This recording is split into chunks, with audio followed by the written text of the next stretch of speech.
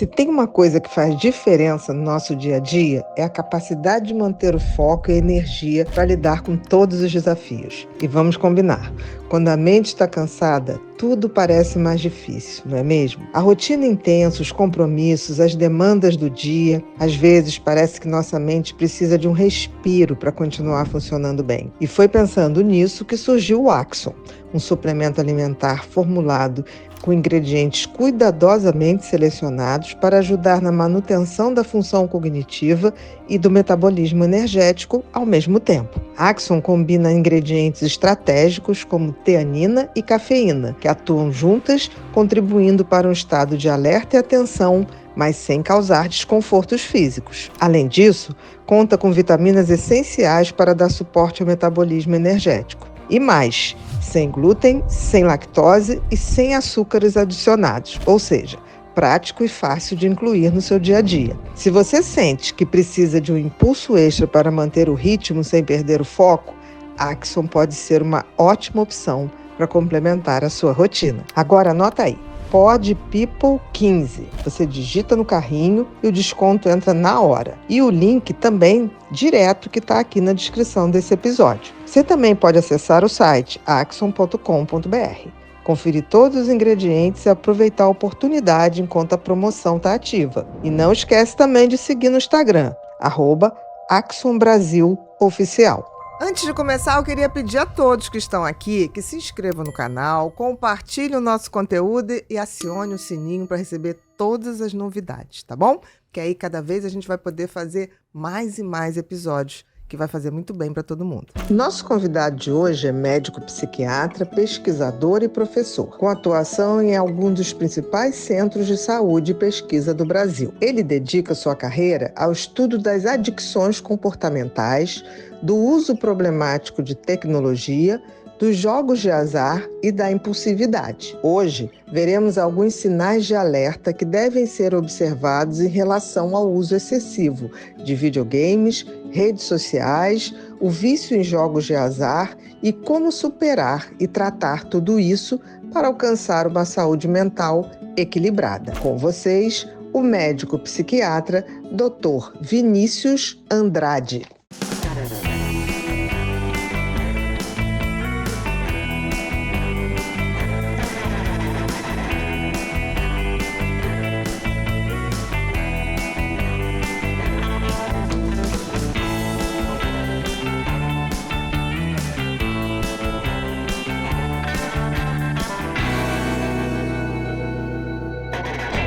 Olá, sejam todos muito bem-vindos a mais um episódio do Pod People, um lugar onde a gente se encontra para ver e ouvir gente. Gente que faz, gente que acontece, gente que inspira.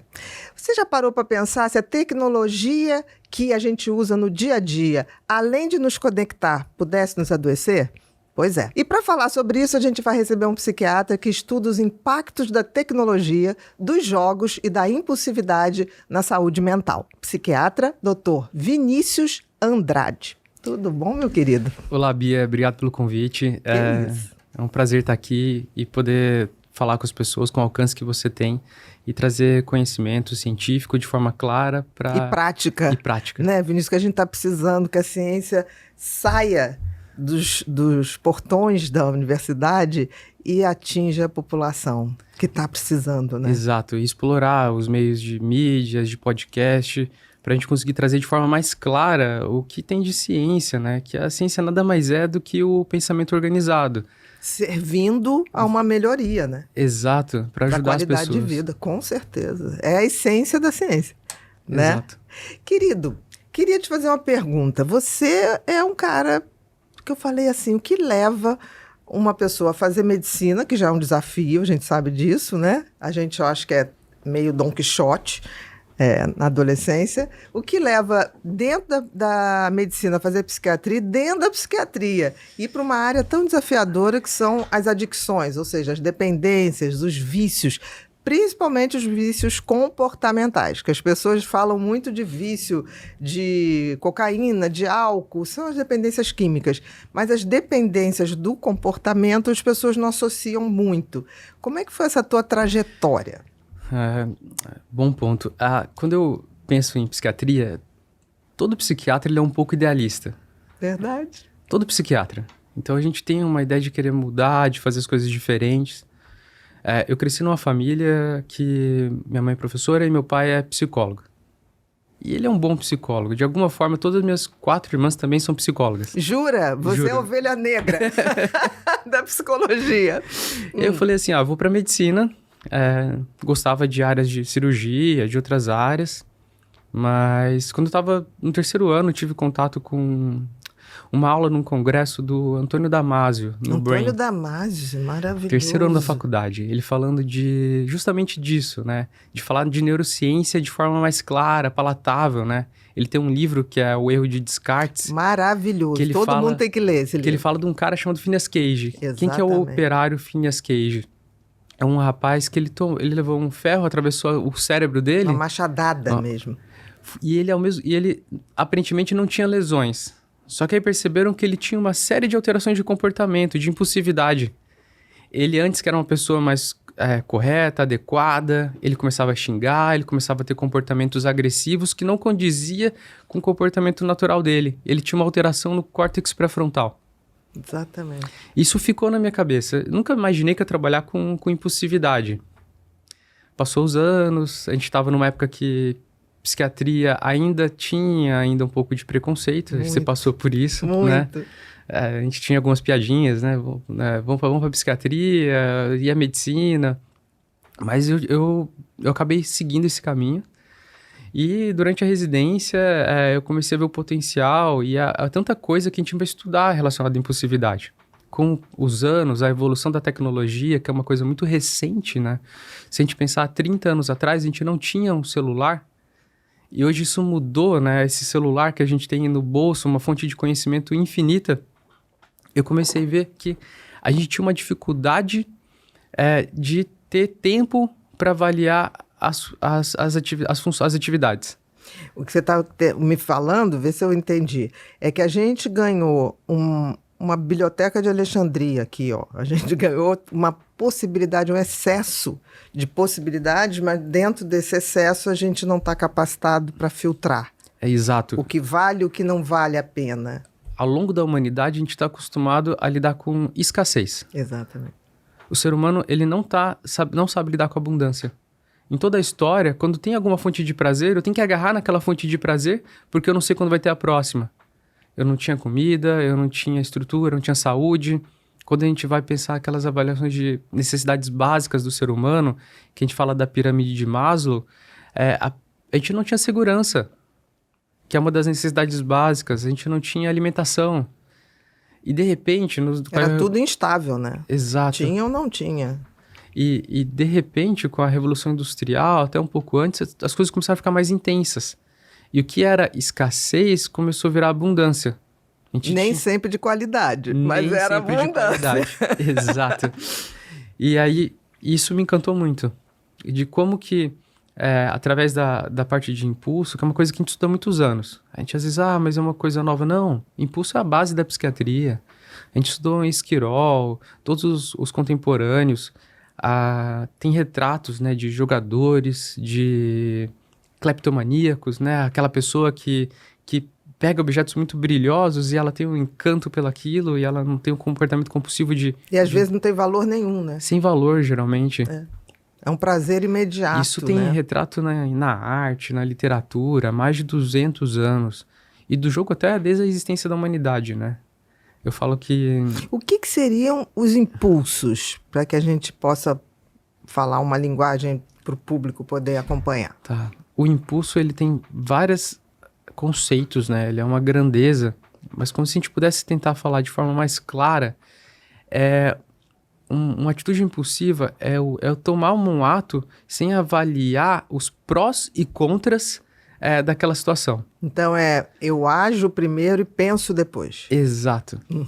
Tá. É agir sem pensar. Agir sem filtro pensar. Do pensamento, da lógica, da coerência. Exato. O que normalmente o ser humano ele avalia as coisas positivas e negativas, ele tem uma atitude e depois ele avalia. E ele pode se arrepender ou sofrer as consequências daquela atitude. E a impulsividade ela é um sintoma que permeia muitos diagnósticos dentro da psiquiatria. E, É um sintoma que está presente em vários transtornos, né? inclusive na Quase própria... todos. Né? Quase todos. E principalmente na normalidade do ser humano. Aham.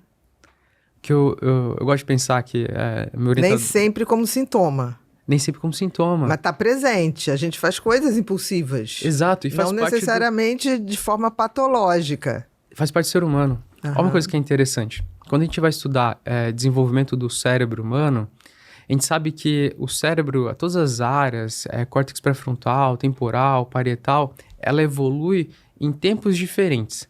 Ao longo da infância, até os 25 anos, ela vai evoluindo. E algumas áreas, elas amadurecem mais cedo, outras elas demoram mais. Qual que é a área que demora mais tempo para amadurecer? Córtex pré-frontal. Exato, a do Phineas Cage, que a gente comentou. Exatamente, do Phineas Cage. Existe uma teoria que é até evolutivamente interessante. Porque é interessante que a gente cometa atos mais impulsivos e erre mais quando mais jovem, mais forte, mais saudável, do que a gente faça isso quando mais velho. Porque dá tempo da gente refazer as rotas. E aprender com os erros. Exatamente, refazer as rotas. A impulsividade é um recurso que é importante porque a gente aprende com nossos erros para não errar tanto lá na frente. Não errar quando a gente está mais vulnerável. Então, a impulsividade ela é algo que permeia toda a nossa existência. E ao mesmo tempo, o que a gente vai estudar, às vezes, na psiquiatria, não é a impulsividade, é o excesso. A gente estuda... quando ela se torna patológica. O fantástico é que a gente estuda comportamentos que todo mundo tem, todo mundo faz, mas a gente vai pegar uma amostra que faz um pouquinho a mais que a maioria. E aí começa a trazer problemas pro dia a dia. Começa a ter prejuízos na funcionalidade no dia a dia. Importantes, né? Então, os transtornos do impulso, a gente pode chamar assim, Sim. seria exatamente quando a gente começa a fazer coisas que nos dão prazer imediato e a gente tem dificuldade de deixar de fazer. E esse deixar de fazer começa a trazer problemas ou na vida afetiva, ou na vida social, profissional, começa a transtornar o nosso dia a dia. Seria isso? Exatamente isso. Eu sempre, às vezes, explico em aulas que tem os 4 Cs da dicção. Você deve relembrar dos estudos, né? O primeiro C, de compulsividade. O indivíduo ele tem um comportamento que é repetitivo e que ele reconhece que é repetitivo. Aquele indivíduo, ele tem... Que é a compulsividade, a repetição do impulso. A repetição do impulso. Exatamente. Ele tem, do inglês, de baixo controle ou nenhum controle sobre aquele comportamento. Então, ele tem um comportamento que ele não controla. Terceiro, ele tem sintomas de fissura, de craving. O que é fissura? Imagina um dia que você ficou sem comer. Aí você tá andando na rua, vem aquele cheiro de picanha, de hambúrguer, que você adora. Parece que o teu cérebro desliga. Você tá preocupada com o trabalho, mas de repente você começa a pensar na comida. Isso é uma forma de fissura. Então a gente tem uma pessoa que tem um comportamento compulsivo, ela tem falta dificuldade de controle, ela tem fissura. Ela tem fissura e ela sobre aquilo. Sabe que tem esse comportamento compulsivo, mas ela tá tendo prejuízos com isso, mas ela não consegue parar. Ela já tem uma noção de que aquilo de fato traz problema, mas ela nega. Exatamente. Né? Nega esse prejuízo. Ela nega esse prejuízo. Essa é a base de qualquer dependência, tanto química ou comportamental. Mas você acha que hoje, por exemplo, a gente durante muito tempo falou de dependência química, teve o auge da década de 80, eu vivi, a cocaína era a droga talvez mais que gerasse adicção, o álcool sempre teve aí, né? Hoje a geração Z começa a lidar com álcool bem diferente, né? Tá bebendo menos, você hoje vai a barzinhos, tem drinks sem álcool. Tem uma carta de drinks sem álcool. De todos os tipos. De todos os tipos. Já são aí vendidos você fala, separadamente. Que coisa legal. Né? Então, assim, tem uma demanda por uma geração que não quer mais usar o álcool para anestesiar ou para fugir, seja lá como for. Agora, quando é que explode e fica claro essa questão das adicções, ou seja, da dependência comportamental, do que a gente faz? Porque as pessoas, eu acho que durante muito tempo ficaram muito claro assim para elas, a droga, álcool, cocaína, cigarro, né? Não o vape, cigarro, isso dá dependência. Eu acho que durante muito tempo isso ficou muito claro. Quando é que as pessoas começaram a entender que não é só uma química que dá dependência, é aquilo que a gente faz também? Ela ficou muito clara, como também não foi claro no passado. Como a gente tinha propaganda, até médicos que divulgavam o uso de cigarro, de outras bebidas. Cigarro para emagrecer. Exato. Eu sou de um tempo que as pessoas falavam assim, eu fumo porque se eu parar de fumar, eu engordo. Não, além de ser status, para as mulheres, entrou com essa questão de cigarro emagrecia. E como funciona a questão da parte química mesmo? Quando a gente vai pensando em drogas, vamos citar a cocaína. Da onde vem a cocaína? Da coca. E o que também é derivado da cocaína? O crack. Quais são as diferenças dessas substâncias? Elas vão evoluir da coca para cocaína, para o crack, pasta base. A gente tem mais efeito de liberação de dopamina de prazer e menos tempo de efeito. Mais rápido, né? Mais rápido. O prazer imediato é cada vez mais rápido. Essa receita vai levando a comportamentos mais compulsivos. Quando a gente pega a tecnologia, que é uma coisa que foi criada, ela existe, né, desde que o mundo é mundo, arco e flecha foi uma forma de tecnologia. Uma tecnologia, exatamente. Mas a gente começa a criar tecnologias. Para lidar com as tecnologias, vem o smartphone, a gente começa a potencializar e diminuir o tempo de resposta e aumentar a intensidade. Faz mais rápido, né? Faz mais rápido. O nosso cérebro, ele não consegue lidar e assimilar. Então ele vai ter uma fonte de recompensa, ele vai ter uma resposta de prazer rápida, mas curta. A hora que eu começo a sentir o prazer, acabou. Aí ele quer mais. E de repente tem oferta ali, tem oferta aqui. Então eu começo a buscar cada vez mais e mais. E aí uma porcentagem pequena ou média, porque hoje todos nós estamos com dificuldade de lidar com a tecnologia. Com a tecnologia, com certeza. Principalmente os mais novos, que foram mais vulneráveis, eles começam a parar de fazer outras coisas que eles precisam fazer para viver, de funcionalidade. De ter relações, conexão com as pessoas, de trabalhar, de estudar. E eles começam a se isolar. Todo o comportamento dele fica direcionado para aquela fonte de prazer rápida e curta. Como se a tecnologia fosse o intermediário dele com o mundo, né? Exato. Ele não vai mais no mundo ver, né? Vivenciar, experienciar. Ele faz isso tudo através da tecnologia. Exato, porque ela me dá prazer, ela é segura, às vezes é muito mais interessante da realidade que eu estou vivendo.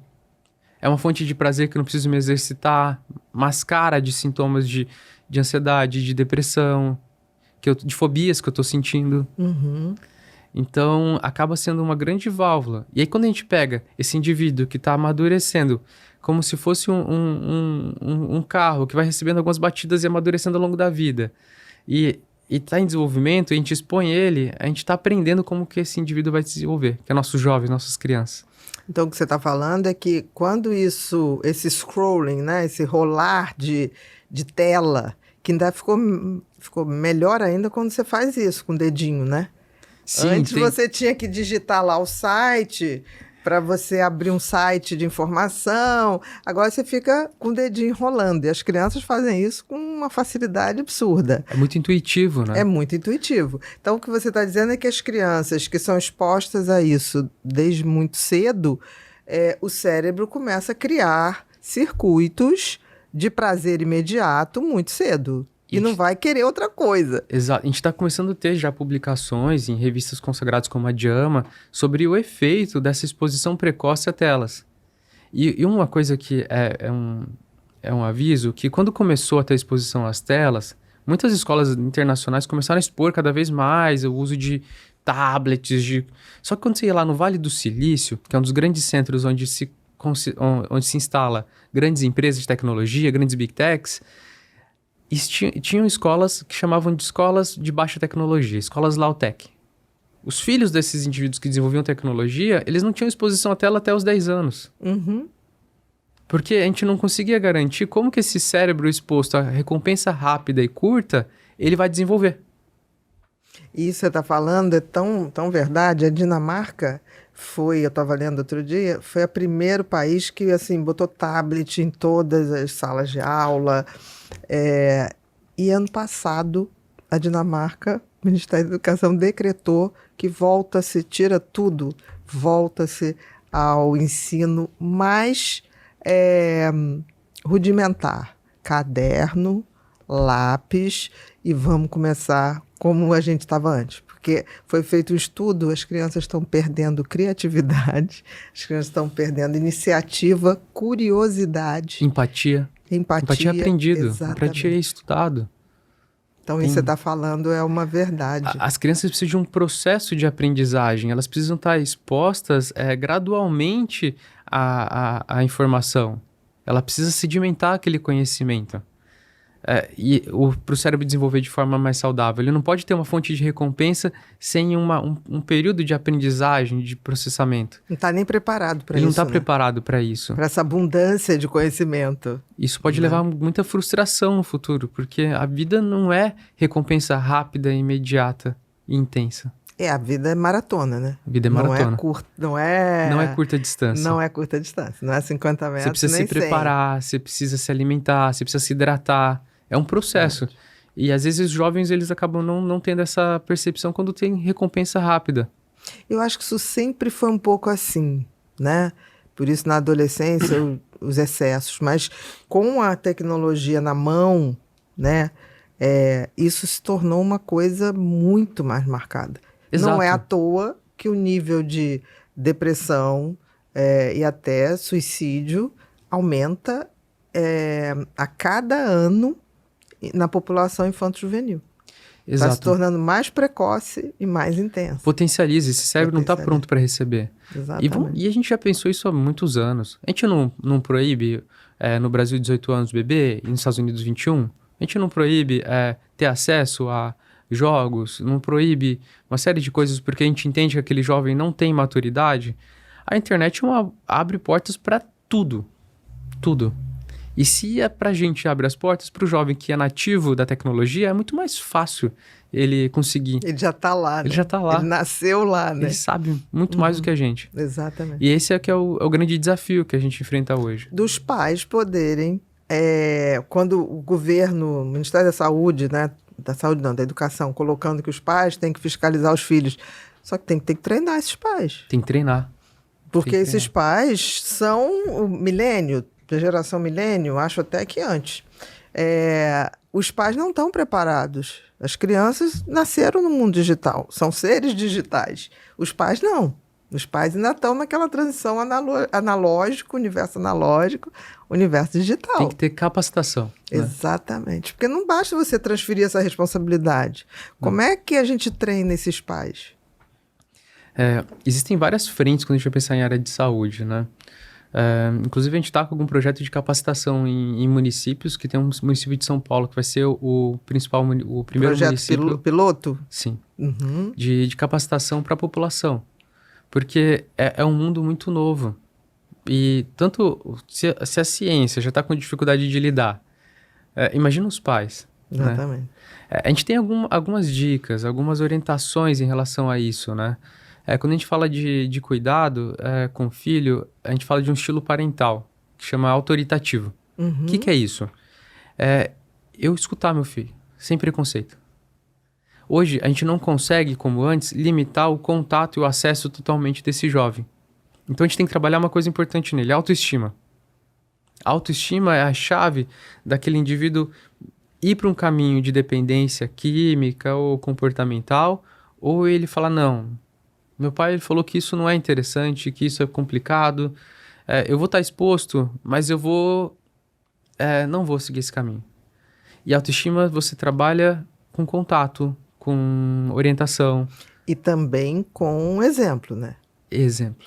Porque o que está acontecendo é que tem pais que falam, não, você não pode estar aqui, tira o seu celular que é semana de prova. E o pai fica...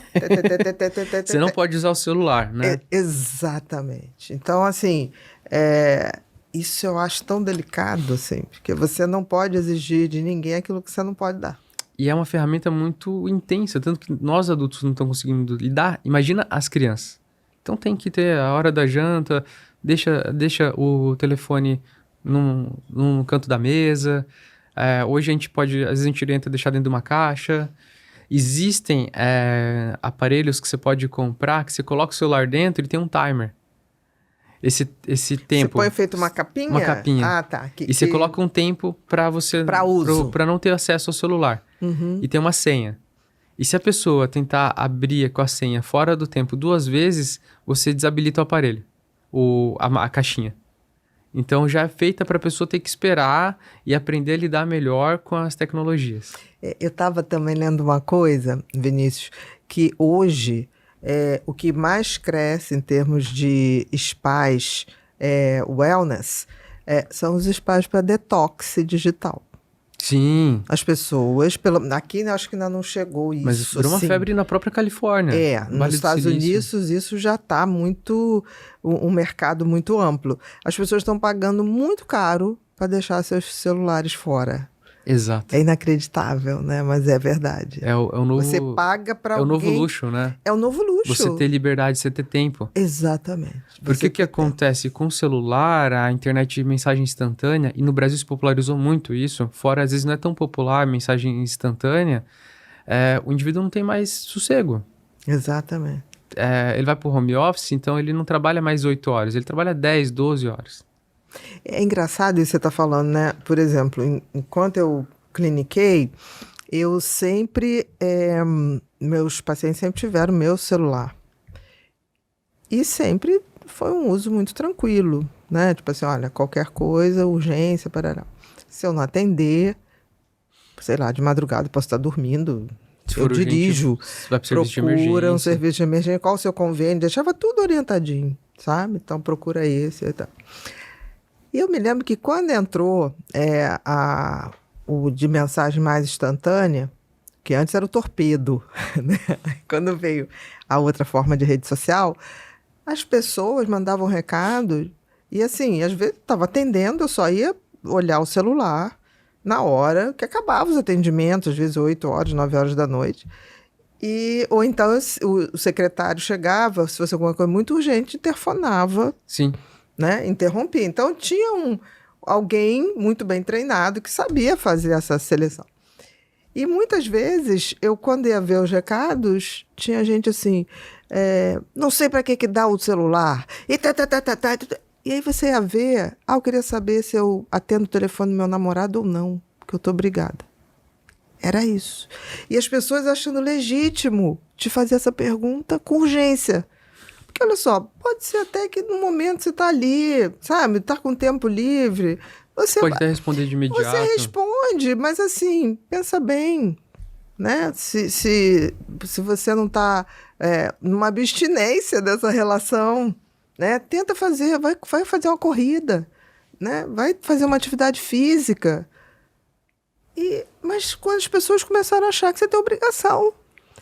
Começou a distorcer, né? A gente chama isso de distorção. Distorção de algo que você manda para a pessoa e a pessoa fica ali.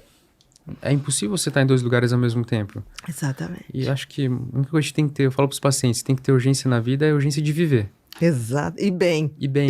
Urgência de viver bem. Urgência de viver bem, o tempo passa. Uhum. Só que essas tecnologias, elas vão fazendo distorções de necessidade de urgência, né, de que eu tenho que responder a mensagem instantânea. Como que eu respondo mensagem instantânea e faço várias coisas ao mesmo tempo? Não tem como. Impossível. Eu até desconfio de quem responde tudo imediatamente.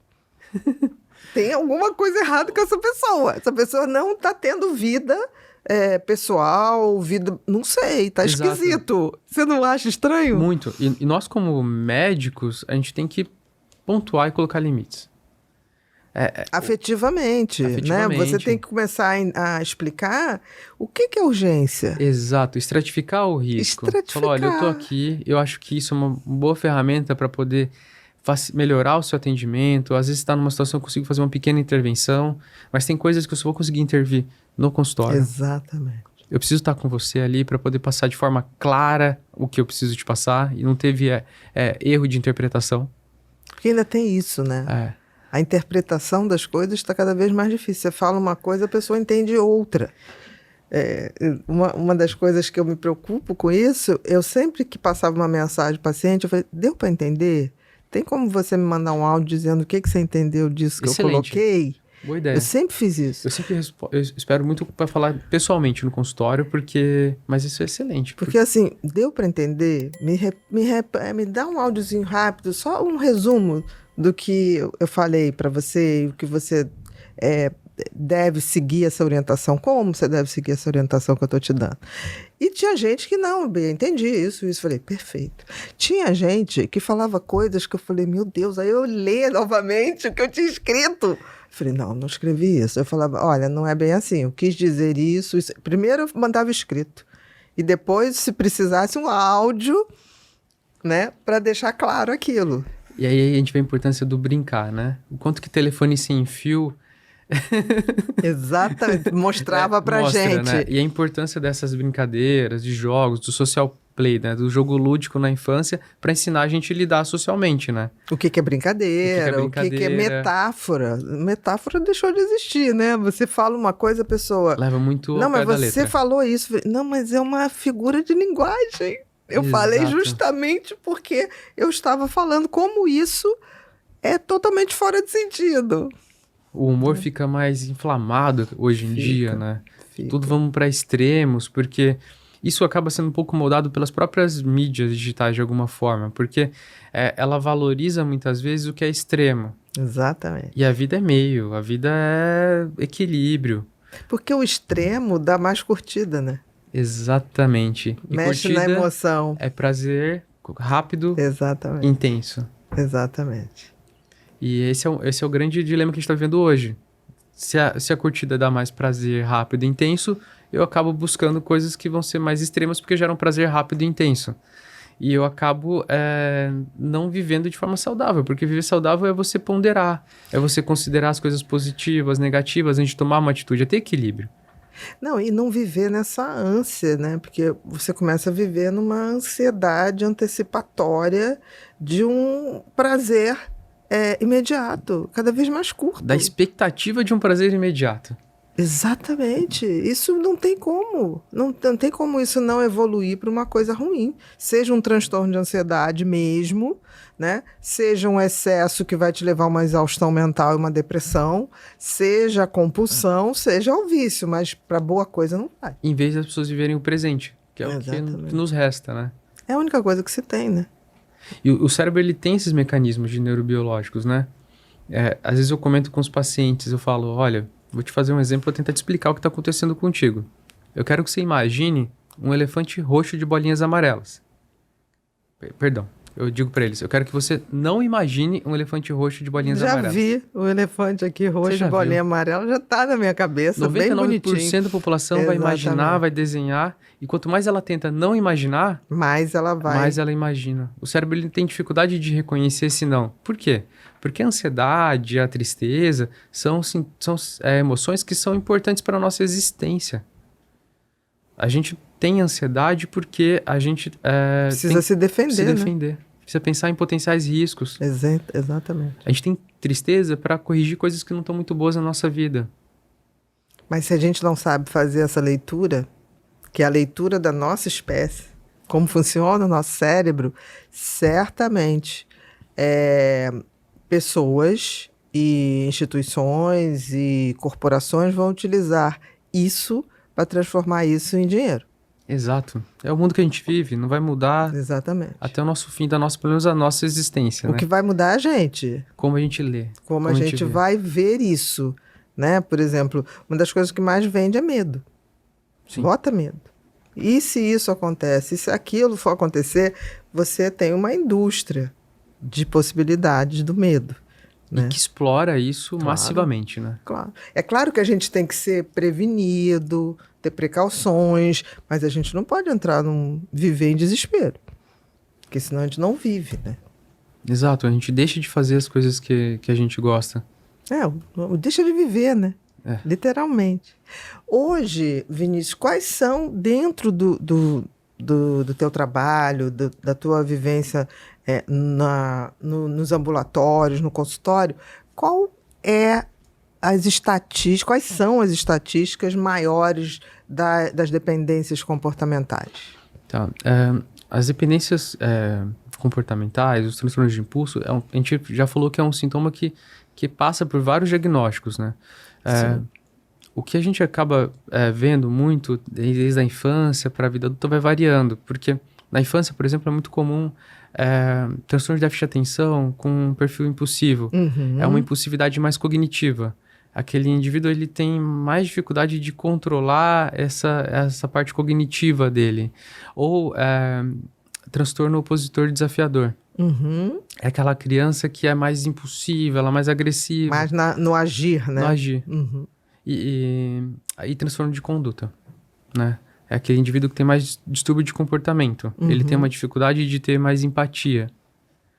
Na vida adulta e pegando na infância, a gente está tendo muito popularizada a questão dos jogos.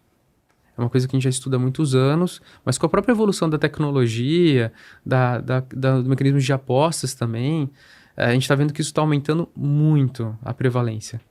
Por que eu falo que aumenta a prevalência da parte de jogos? Porque aumenta a exposição. Antes, A esse sistema de a esse sistema de recompensa. imediata. É. Claro, você começa... Porque durante muito tempo teve, não, porque jogos não... até melhora a cognição das crianças. E sempre houve esse debate. Quem era a favor dos jogos e quem era contra os jogos, né? Mas se você for pensar... Cuidado que esse chá é muito quente, tá? Muito cheiroso também. É cheirosíssimo, é da casa. É feito aqui. Se você for pensar, você mexe precocemente num sistema muito... Delicado. muito delicado. E imaturo. Exatamente. E antigamente tinha uma série de restrições para você ter acesso a isso. Quando a gente fala em jogos eletrônicos, a gente tem que pensar... eu sou da geração que jogava Super Nintendo. Uhum. Era 2D, de 2 dimensões. Era diferente. Eu não tinha muito acesso. Eu jogava, eu não tinha acesso à internet, eu ficava ali passando aquelas fases, comentava com meus amigos que talvez tinham o mesmo jogo. Mas convivia, pelo menos, né? Todo mundo ia para a sala do outro. Exatamente. A gente sabe, por exemplo, que jogo... que se eu tenho convivências externas, é bom para socialização. O ruim é quando a única forma de socialização que eu tenho é o jogo, a falta total. E eu vou me isolando. Hoje, o jogo ele foi evoluindo gráfico, design, cada vez feito, da mesma forma que outros mecanismos de compras, de internet, feito para você ficar mais seduzido e mais tempo ali. Porque quanto mais tempo, mais dinheiro, mais venda. É o mundo que a gente vive, sim, né? O capitalismo. Você tem que mudar de fase, você vai ter que comprar fases superiores e assim vai. Isso de fase que você falou é fantástico. Porque como funciona o ser humano? Não é só ter fases. Se eu tô um jogo tem 100 níveis. Se eu colocar no nível 100 você direto, você vai achar tedioso. Você não tem habilidade ainda para chegar no nível 100. Mas se eu começo no nível 1 e gradualmente eu vou subindo de nível até chegar no nível 100, o teu nível de excitação, de prazer no nível 100 vai ser gigante. Você não leva no tédio. Então isso é controlado e desenhado para que mantenha esse nível pequenas doses, né? de dopamina, de liberação de prazer mesmo, né? De endorfina, para aquele indivíduo ele ficar cada vez mais tempo. Isso é estudado, desenhado para cada vez ter mais estímulos. Jogos de primeira pessoa, cada vez quando eu começo a ficar mais atento, eu tenho estímulos externos. Visuais, sonoros. Quando a gente não fala de jogos online, que eles têm um sistema que é infinito. Quanto mais tempo eu fico, mais eu sou beneficiado. Mais tempo eu tenho jogando, mais dinheiro eu coloco naquele jogo, mais tempo, mais benefícios e recompensas eu tenho. E é infinito. Não tem um fim. Não tem um nível 100. E isso é uma coisa, por exemplo, os pais hoje, e por ser online, eu já, na época que estava atendendo, eu peguei pacientes que jogavam com meninos da Coreia. Exato. Então era de madrugada. O pai e mãe não via nada. Nada. Aí falava assim, esse garoto tá dormindo na escola. Mas como dormir na escola? Todo mundo lá em casa deita 22h30. Como que não sei o quê? E aí eu falei, dá uma olhada na conta, né, de consumo da internet. Menina, era a madrugada inteira. E a história clássica de adoecimento mental. O que às vezes a gente percebe primeiro é o que faz barulho. Aquele indivíduo que está adoecendo, mas ele está isolado, ele não dá trabalho, ele não incomoda. E pensando que cada um vive na vida corrida hoje em dia, né? Cada vez a gente tem mais exigências, mais coisas. Menos tempo. Menos tempo. Demora muito para a gente perceber que aquele indivíduo às vezes está num episódio de depressão, um quadro de ansiedade, ou até desenvolvendo um problema com o jogo. Às vezes a escola vai relatar, mas às vezes eu não dou tanta consideração, eu não consigo ter tempo para gerenciar isso, né? eu não tenho... ele tá conseguindo cumprir as funções da escola por um tempo, então eu não chamo tanta atenção. Quando aparece a dependência de jogos entre crianças e adolescentes, a coisa já está degringolada. Exato. O sono já foi embora, as notas já estão derrubadas, existe uma irritabilidade de não estar fazendo só aquilo, existe um comportamento compulsivo, existe até uma agressividade, no sentido de você tentar frear aquilo. É bem complicado isso. É muito complicado e muito difícil o tratamento, porque é multidisciplinar. Então, a saúde mental, de forma geral. É uma força-tarefa. Eu acho que tudo na saúde mental é uma força-tarefa. Mas eu acho que os transtornos de impulso e as dependências é impossível se a força-tarefa não funcionar. É impossível. E com criança, eu sempre tive que chamar as babás, os funcionários de casa. Porque sem eles, a gente não conseguia. Porque eles têm mais tempo de convívio do que os próprios pais. E isso que eu acho fantástico em transtorno de impulso. Porque todo transtorno de impulso, a maioria, ele não vem sozinho. Ele vem, a gente chama na psiquiatria de comorbidade. O TDAH tem mais tendência às dependências. Ele tem vários comportamentos juntos. E o que a gente observa? Se a gente olhar só, às vezes, o comportamento principal, ou só olhasse especificamente, o tratamento não é tão efetivo. A gente tem que olhar para as 2, 3, 4 frentes. E o transtorno de impulso, quando você vem com intervenções específicas ali, você potencializa o tratamento de depressão, o tratamento de ansiedade, você tem melhor resposta terapêutica. Isso que eu acho que é o mais fantástico em transtorno de impulso, quando eu comecei a estudar e entender. É como se ele tivesse sempre uma água, né? Ele vai vazando por outros transtornos, né? O que a gente chama de comorbidade, mas vai penetrando ali, né? Onde tem um espaçozinho. Porque às vezes uma pessoa deprimida, ela começa a jogar, tem um pouquinho de liberação de dopamina e ela se sente um pouquinho melhor, momentaneamente. Aí depois vem a compulsão. A própria compulsão vai levar à exaustão desse cérebro, o que vai piorar muito a depressão. Mas num primeiro momento, a pessoa fala, nossa, até que eu me animei um pouquinho. É aquela criança com depressão e tem o comportamento de telas intenso.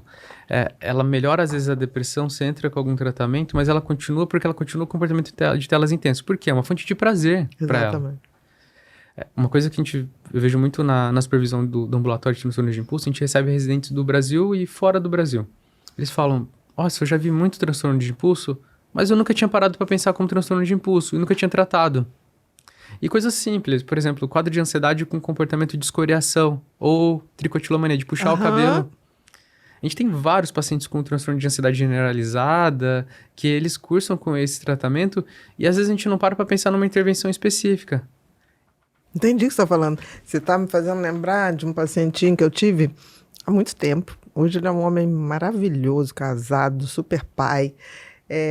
Eu recebi ele com 8 anos. E ele chegou com boné. Muito quietinho. Mas aí eu olhei, ele não tinha sobrancelha. Aí eu falei assim, fingi que não vi. Eu olhei e falei, essa criança não tem sobrancelha, não está fazendo quimioterapia. Porque eu já tinha conversado com a mãe. A anamnese estava completa. Eu falei, então isso aí foi tirado, né? E aí eu fui conversando, daqui a pouco eu falei, posso ver seu cabelo? Não. Falei, não, mas tá sem cabelo, eu sei que tá sem cabelo porque você tá sem sobrancelha. Mesmo nascimento de cabelo aqui, influencia aqui. E talvez nem ele tinha percebido. Não tinha, eu falei assim, não tem como você esconder no boné. Do comportamento. Não tem como você esconder no boné, e eu não tô falando isso pra te criticar, tô preocupada com você, porque dói. Imagina, aí eu ainda fiz assim, olha, eu vou tentar tirar o meu. Eu falei, dói, isso dói, entendeu? E aí, ele mostrou isso aqui tudo sem. Ele tinha o cabelo muito lisinho, e era uma ansiedade absurda, mas uma ansiedade que doía. Quando a gente tratou, nossa, foi uma coisa tão linda, porque esse menino, inteligentíssimo, sabe aquele paciente que vira teu amigo e que você se aconselha? Fala assim, o que você acha disso? E hoje tá aí, né, provado. Mas eu acho que a família não tinha percebido que ele não tinha sobrancelha. Não. E se a gente consegue direcionar tratamentos específicos para Você tá falando de tricotilomania? Você ajuda. Tem gente que não vê. Ou então Não aquelas vê. pessoas que roem Rói unha. que fica, Tá muito que associado. começa a dar fungo. Aquilo tá degradando. Gerando sofrimento, dor para ela. aquilo Mas ela dói. nem sabe que aquilo gera sofrimento e dor. Exatamente. Porque é um comportamento repetitivo compulsivo. Exatamente. Ela- Já não sente dor, porque E isso dói, né? Isso acontece geralmente em horas que ela tá relaxada. Não é um comportamento ativo. Eu não tô percebendo que eu tô puxando. Eu tô distraído vendo TV, tô no carro, esperando a fila do trânsito, e eu tô puxando. E para mulheres, tem uma coisa de encontrar o fio perfeito, né? Sim. Todas as mulheres que tinham tricotilomania, todas, elas falavam assim, não, mas eu tô tirando porque tem um fio aqui que ele é um pouco mais grosso. É. Eu falo, e? Você vai ter uma justificativa.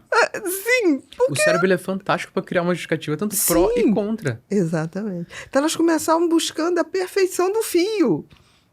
Eu nunca tinha parado para pensar nisso, porque assim, para mim é normal que um fio seja para cá, o outro Que o para fio lá. caia. Que o fio caia. Eu não sei se eu sou menos perfeccionista. E Né? a gente vai trazendo essa percepção, porque ela vai tirando o cabelo e não vai percebendo. Aí você começa com Exatamente. terapia de disposição. Você fala, olha, peraí, vamos começar. Toda vez que você começar a puxar, você puxa e guarda esse cabelo. Aí, de repente, ver ela um vai bolo. olhar. Tem um bolo. Não é só um Exatamente. fio perfeito que eu tô tirando. Imperfeito. Exatamente. São dezenas. E isso tá me levando a ter menos cabelos. Isso é uma forma de escape da minha ansiedade que eu não tô lidando, que eu não Que consigo tá verbalizar. virando um impulso e uma compulsão. Exato. Também, né? E aí você coloca... Eu via muito isso em comportamento talk-like. Sim. Semelhante ao toque, né? Tinha um perfil ali perfeccionista, não chegava a ser um toque, mas tinha coisas que lembravam, os pensamentos intrusivos, e aquilo ali era a maneira de aliviar aquela... Sabe qual outro Aquela ansiedade. comportamento e diagnóstico que a gente vem estudando muito, que ainda não é um diagnóstico oficial, mas que ele vai se tornar? Compras compulsivas. Compras compulsivas e mais, compras compulsivas online. Porque Não, muda a aí regra. Totalmente, Muda a regra. totalmente. As compras, elas começaram uma coisa que era uma... Porque eu precisava... eu tenho vontade de ter a mulher numa bolsa. Nossa, eu preciso ver onde vende essa O bolsa. comprador compulsivo antes tinha que ir ao shopping, Tinha que ir ao esperar shopping. a família sair de casa, se direcionar. Agora Quando não. tá online, Um clique. Se meu cartão de crédito tá você tem um cadastrado, shopping aqui, todos compro os com um shoppings. clique. Em um segundo eu comprei.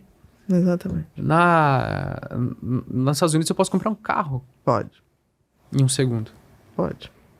Então, assim, é uma coisa que se a gente não se atentar e não entender os mecanismos que o cérebro utiliza, os mecanismos humanos que são capturados pelo marketing, pelo neuromarketing, a gente vai ser manipulado o A tempo gente volta todo. para aquilo, né? Prazer intenso, rápido. A E é gente rápido. cai que nem um patinho, né? Foi, qual que é o próximo? Porque já acabou o prazer. E o capitalismo, ele vai estudar e vai estudar de formas profundas isso. Com certeza, com certeza. E o que ele não está errado. Errado estamos nós de não estudarmos de forma E profunda de para não a gente poder ter compreender esses escolha. mecanismos. Exato. Exatamente. Por Eles isso estão que fazendo o trabalho deles. A pessoa que está ali é o capitalismo, é o trabalho dele. A gente Exatamente, vive num mundo não que acho errado. a moeda de troca é o dinheiro. Exatamente. E eu preciso ganhar dinheiro. Mas se a gente não tá claro esses mecanismos pra gente, a gente fica refém e cai como um patinho, como você falou. E você e as pessoas botam muito, não, porque isso no mundo capitalista. O mundo todo é capitalista. O mundo, Hoje, com todas as variações, ele a é própria capitalista. China é absolutamente capitalista. E boa Exato. capitalista. Excelente. Diga-se de passagem, muito boa capitalista. E ela consegue gerir esse capitalismo e fazer um controle interno da sua população. Então, assim, ela está fazendo o que é certo, que os outros países façam pelo seu povo também esse controle. E é o que está acontecendo, né? Exatamente. Mas nos últimos anos, uma série de políticas estão sendo para fazer controle. Agora a gente está recentemente começando a aprovar, né, medidas de controle a partir da internet, que já deviam ter sido feitas há muito tempo. Há muito tempo. E os outros países têm. Eu sempre falo que a gente fala da China, porque a China ela tem maior controle. E se fosse a China, todo mundo ia criticar quando as escolas tiraram das escolas os O celulares. celular, que foi Mas esse não ano Foi esse ano. E não foi a China, foi a Austrália. que começou. Os australianos têm uma vivência de cultura ser muito mais leve, né? Eles foram primeiros a falar, olha, aqui a gente não vai aceitar mais celular na escola, porque está prejudicando. Não, é que nem isso que eu estou te falando. A Dinamarca já tirou todos os tablets de sala de aula. E outra coisa, a Dinamarca está fazendo hoje uma legislação que já foi aprovada de você ser dono da sua imagem e da sua voz. Porque assim, exatamente, você é dono. Porque então é hoje como se fosse um direito autoral. Hoje com a evolução da inteligência artificial, você está totalmente exposto. Eu vou te dizer, toda semana tem golpe. Com a minha imagem, pega um videozinho que corta, aí pega a inteligência, você ainda nota que o tom da minha voz é o tom, mas a velocidade da fala ainda não é perfeito. E aí eles tiram qualquer vídeo, botam um texto. Semana passada foi um golpe horroroso. Eu vendendo um chá milagroso para curar a fibromialgia. Nossa. Eu recebi mais de 1.000 directs. Eu tive que botar a equipe para sentar, preparar uma coisa e dizer, avisa que é fraude, qualquer coisa que não esteja no meu perfil oficial e oficial verificado, porque tem vários. E a internet, ela propicia essa explosão e rápida, né? Que eu fiquei com tanta pena, quantidade de gente que caiu, fiquei com pena. Aí você vai lá, tinha um site, fibromialgia, não sei o que lá, não sei o que. E eu tava ali, na imagem. Primeiro começaram com a entrevista, falando, isso você vai curar rapidamente. Sabe aquelas vozes de propaganda? Isso você vai se livrar em poucos dias. Basta você fazer isso. Aí tinha isso. Não satisfeito, porque a gente conseguiu cair esse do vídeo, a gente foi, fizeram um site com uma foto minha imensa. E eles exploram sem medo das consequências. Você tem fibromialgia ou não? E intensa. Exatamente. Porque aí a pessoa cai, eles arrecadam uma quantidade, sabem que vai cair em poucos dias, mas ali já levaram. Em 15 dias já levaram. Assim, teve uma que falou, doutora, eu comprei e vou lhe dizer, já tem um grupo no WhatsApp e no Telegram que tem 500 pessoas. Grupo de quem comprou. Aí depois começou, imediatamente, 3 dias depois, eu não recebi. A senhora não vai me mandar? Eu falei, mas isso não é meu, não tem nada a ver comigo. E é tudo muito rápido, eu estou recebendo um processo do PROCON, de Caxias do Sul, do Rio Grande do Sul, de um curso que eu nunca vendi, que não é meu, porque eu não entreguei. Nossa. É todo dia, Vinícius, é inacreditável. Chega uma hora que você fala assim, gente, tô secando gelo no sol, porque as plataformas não fazem nada. Não fazem. Aí você tem que pedir os fã-clubes, que são muito bacanas, para começar a ajudar a dizer que aquilo é fraude. Porque tem muita gente que pega... O meu Instagram é Ana Beatriz 11, mas aí tem Ana Beatriz, 12, não sei o quê. E tem uns que são fã-clube mesmo. Ana Beatriz Psiquiatra, Ana Beatriz, né? E aí tem gente que vai lá e confunde, né? E aí o pessoal, eu sou super grata a esses fã-clubes, porque eles informam. É louco isso. Primeira vez que aconteceu, eu processei 6 meses a justiça para tirar o site. 6 meses. E até hoje não consegui nada. 6 meses para tirar um site? Eu não processo mais. Porque eu vou processar, eu pago um advogado para entrar com uma petição, para não sei o quê, para 6 meses depois, já fez vítimas infinitas, e aí o fã-clube já conseguiu derrubar aquilo. Aí faz assim, não conseguimos achar, porque eles trocam. Esse site é trocado de 3 em 3 dias. Você troca em minutos. Exatamente. O que leva 6 meses para ser cancelado, você vai abrir mais milhares de sites. Exatamente. É triste. Olha, eu fico com pena das pessoas que caem. Eu sempre falo, gente, nada que não tiver nos meus canais oficiais verificados. Se tiver dúvida, entra aqui e pergunta.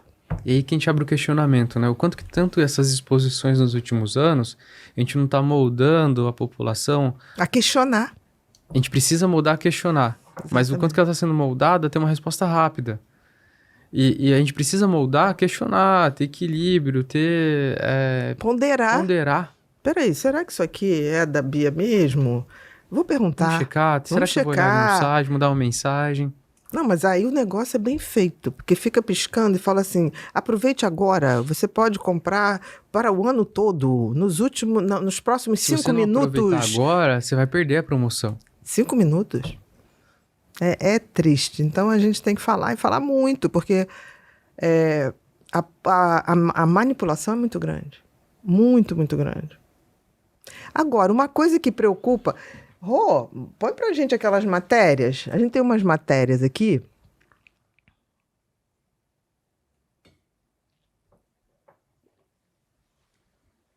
Foi?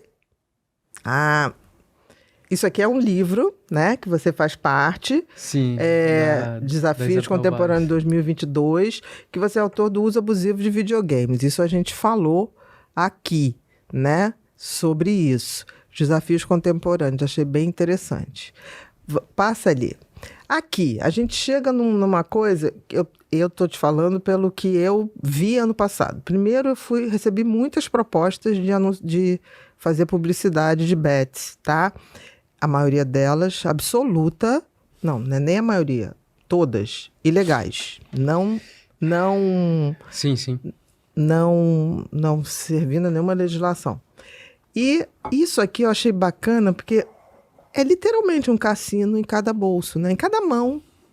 Não sei nem se bolso, mas em cada O, mão, cada bolsa, o professor Hermano Tavares, ele é meu orientador, a gente trabalha junto. faz um trabalho Ele maravilhoso. é fantástico, ele estuda jogos há mais de 20 anos. Ele é a maior referência da América Latina sobre jogos.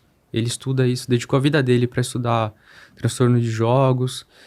E não foi a primeira vez que a gente passa por uma situação Desde delicada. quando Desde não era nem oficial o diagnóstico.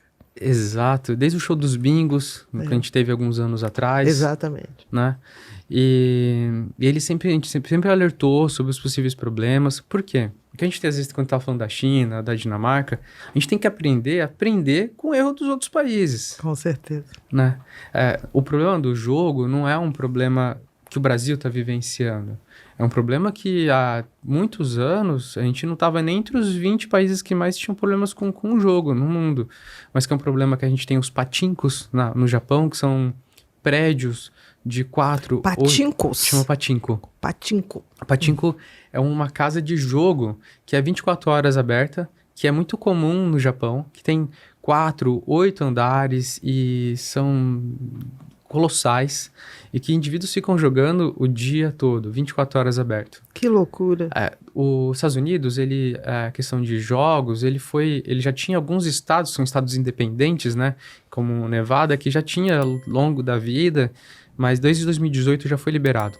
Então, como a nossa regulamentação, embora seja autorizada em 2018, ela começou a funcionar esse ano, praticamente, a oficializar. Acho que 23, ano passado, né? 23, 24, né? Mas foi autorizado agora, começo do ano. Desde 2018, eles já estão passando e tem parte arrecadatória. Por exemplo, eles sabem que o Legal Reports, os dados legais dos Estados Unidos de 2018 para 2024, só com apostas esportivas, tinha movimentado 309 bilhões de dólares. Nossa. É muito dinheiro. Isso oficial, né? Oficial. Então, a gente já sabe que isso. Tem várias casas de aposta, e é muito interessante na Europa que tem países que não é permitido.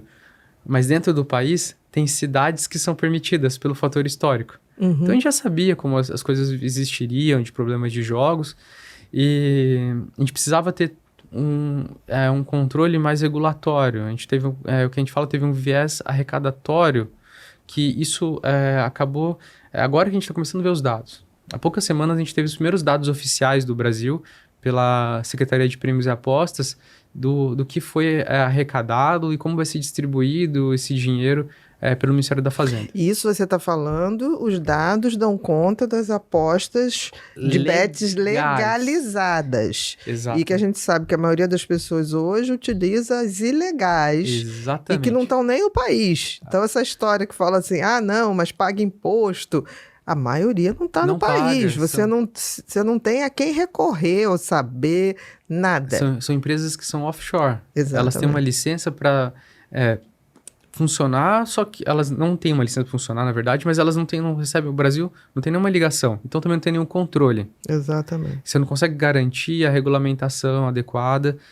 E quando os dados que teve, a gente falou que no Brasil existiam, assim, pelos IPs... pelo registro, mais de 3 mil casas, porém, foram pedidos apenas 130, 150 casas e acho que autorizado foram 80. De 3 mil. De 3 mil.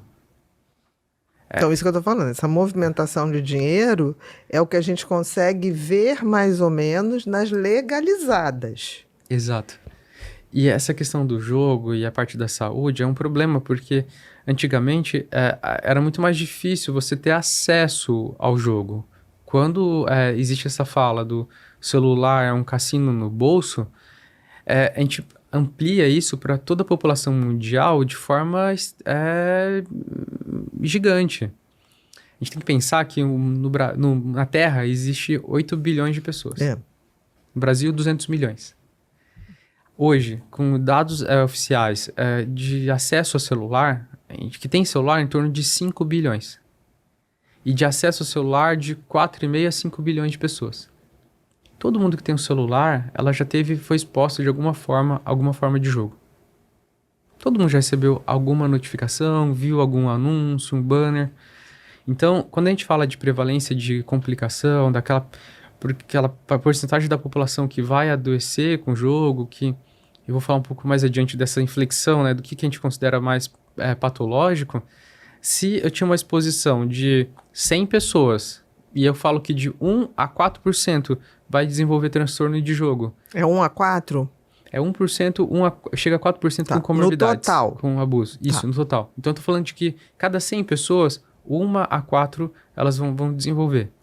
Porém, se eu tô falando de um grupo de pessoas, e aí isso envolve a importância da ciência, de amostra de 1 milhão de pessoas, eu tô pensando num número. Quando eu exponho isso para 8 bilhões, eu tô falando de um número final muito maior. Se antes era uma pessoa de 100, quando a gente passa para 1.000, vai ser 10. Sim. Quando a gente passa para 10 mil, 100. E 100 são 100 pessoas afetadas, que também afetam as pessoas em volta. A gente tem que lembrar que a família, jogo, né? porque ele envolve dinheiro, que é a nossa grande moeda de troca, ela afeta toda a família e amigos em volta.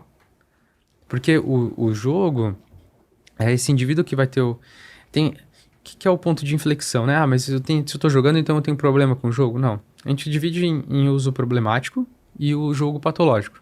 Qual que é o grande ponto os principais sintomas, né? É o core features que a gente fala, né? De sintomas principais. Esse indivíduo com o jogo, ele vai ter um ponto de inflexão. Às vezes ele perde muito. Se eu tenho uma perda muito grande, por exemplo, eu ganhei um salário mínimo e perdi 10 vezes o meu salário. Eu vou levar 10 meses para poder recuperar tudo que eu perdi. Sem gastar nada, né? Sem gastar nada. Como se Sendo sustentado. Exatamente. É impossível. É praticamente impossível você sem conseguir você pagar, sem ter fazer ajuda. Exatamente. E essa pessoa, o que é a principal a normal reação dela? Nossa, eu tenho que parar, isso não é pra mim, eu não sirvo pra jogar, eu não consigo ganhar. O que o indivíduo que tem um padrão mais de impulsividade, que tende a ter um jogo patológico, que entra nesse 1 a 4%, ele faz? Eu vou apostar mais. Porque aí eu ganho, que aí eu vou ganhar, ter minha grande vitória. Isso, recupero, exatamente. E eu vou jogar mais vezes. Então ele faz totalmente o caminho oposto do que a maioria das pessoas. Ele vai jogar mais vezes. E qual que é a consequência normal? Ele perde mais. Porque o jogo, a gente tem que pensar que a ideia de jogo existe desde que o mundo é mundo. Começou com jogos de pedras. Esses tempos eu tive até acesso às primeiras dados da França que existiram. É muito fantástico, assim. E a gente foi evoluindo porque o jogo é uma forma de socializar. É uma forma de a gente simular a realidade. Quando a gente estava falando do telefone sem fio, da comunicação, é uma forma de a gente ensaiar como a gente vai ser quando adulto. Sim. Porque a comunicação é difícil. Então o que a gente joga? A gente joga telefone sem fio. E é um desafio, né? O jogo dá um desafio. Tem um desafio. E esse desafio faz aquela coisa de você já começar a sentir aquela coisinha, aquela sensação pré-vitória. Então, na realidade, você fica muito mais no pré-vitória do que da vitória. Tem vários mecanismos para isso, que vão mantendo o jogador mais tempo. A gente fala que tem um termo que é near miss, que é o quase ganhei, quase lá. Eu tenho, por exemplo, num jogo, eu tenho que acertar 3 números. E o número que eu que eu acertei, eu peguei 2 números iguais e o terceiro número ele é próximo do número. Daquele que você tinha posto. Matemática e estatisticamente não faz diferença. É que nem jogar na loteria. É sim ou não? Se você tem de 0 a 99, não importa se eu coloco o 13, que é o número da sorte, ou o 22, que é o dia que eu nasci, ou eu coloco 00. Só que ninguém coloca 00. Porque também é outro fator relacionado ao jogo, né? A ilusão do controle. A gente tem ideia que se eu colocar o número que eu nasci, o número da sorte, eu tenho mais chances de ganhar Que é uma bobagem. do que o 00. É. É matematicamente feito para ser estatisticamente igual.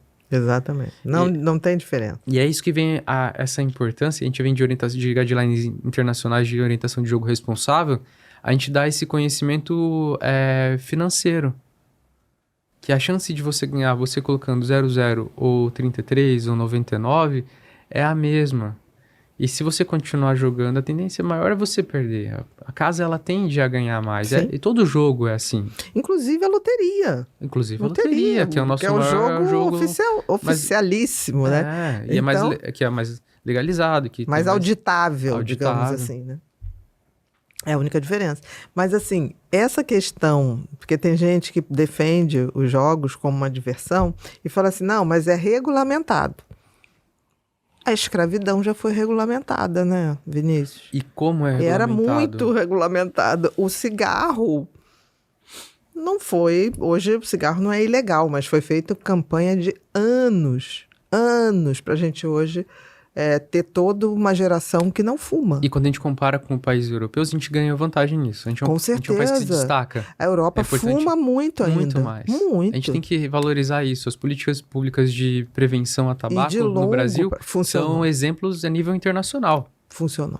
São exemplos a nível internacional. Precisamos agora do vape, né?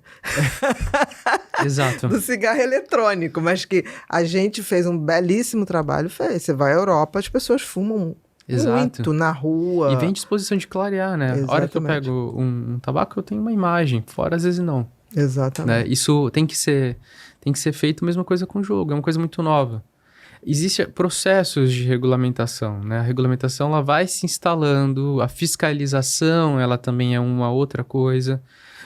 O Brasil, ele está se empenhando. A gente começou a ter os primeiros dados agora. Mas ainda tem muita coisa a se melhorar. Isso precisa ser discutido, precisa ser debatido, precisa ser E eu acho que a gente tem que ter à luz da população. Campanhas públicas muito eficientes. Isso é extremamente importante. Porque a gente tem campanha ao contrário. Tudo agora, você não liga uma televisão que não tenha uma bet sendo patrocinada. Outro dia alguém falou assim pra mim, gente, mas como é que era o futebol? Acho que foi um menino de 8, 9 anos, eu tava no aeroporto.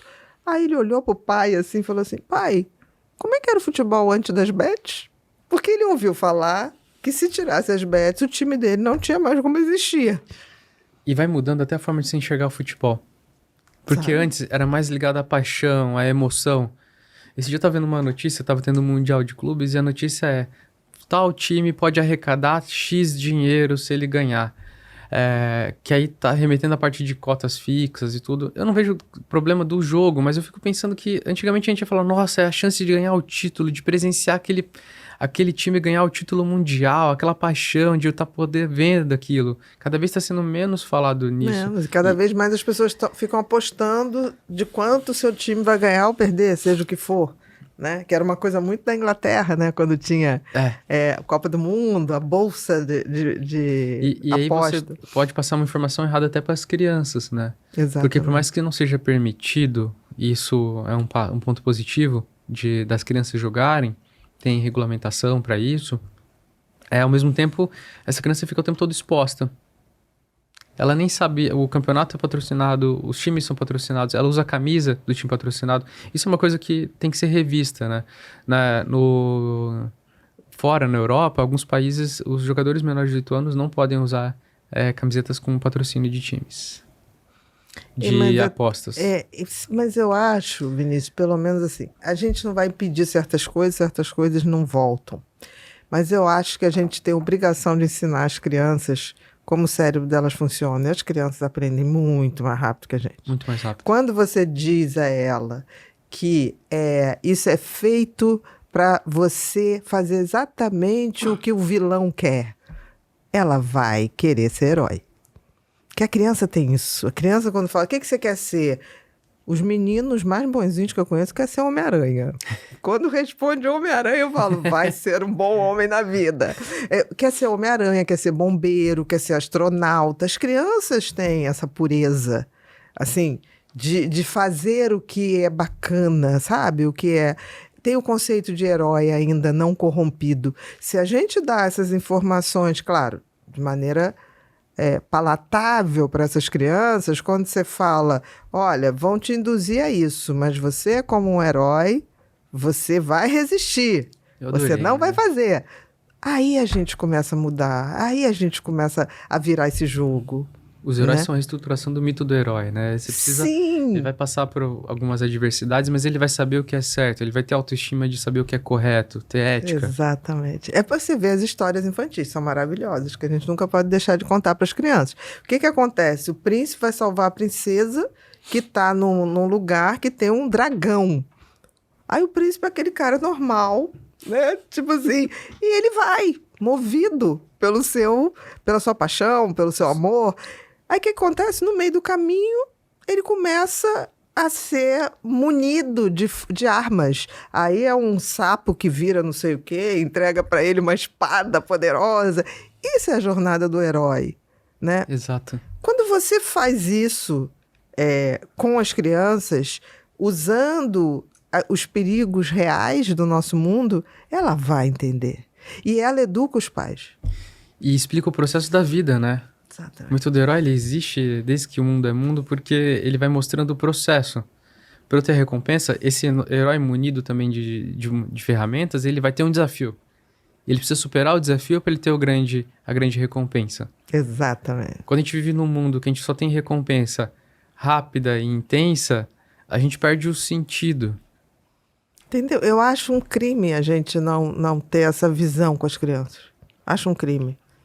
Eu acho que nós, como sociedade, nós estamos falhando demais. Porque a gente está sempre preocupado com o adulto. O adulto, em geral, já se perdeu.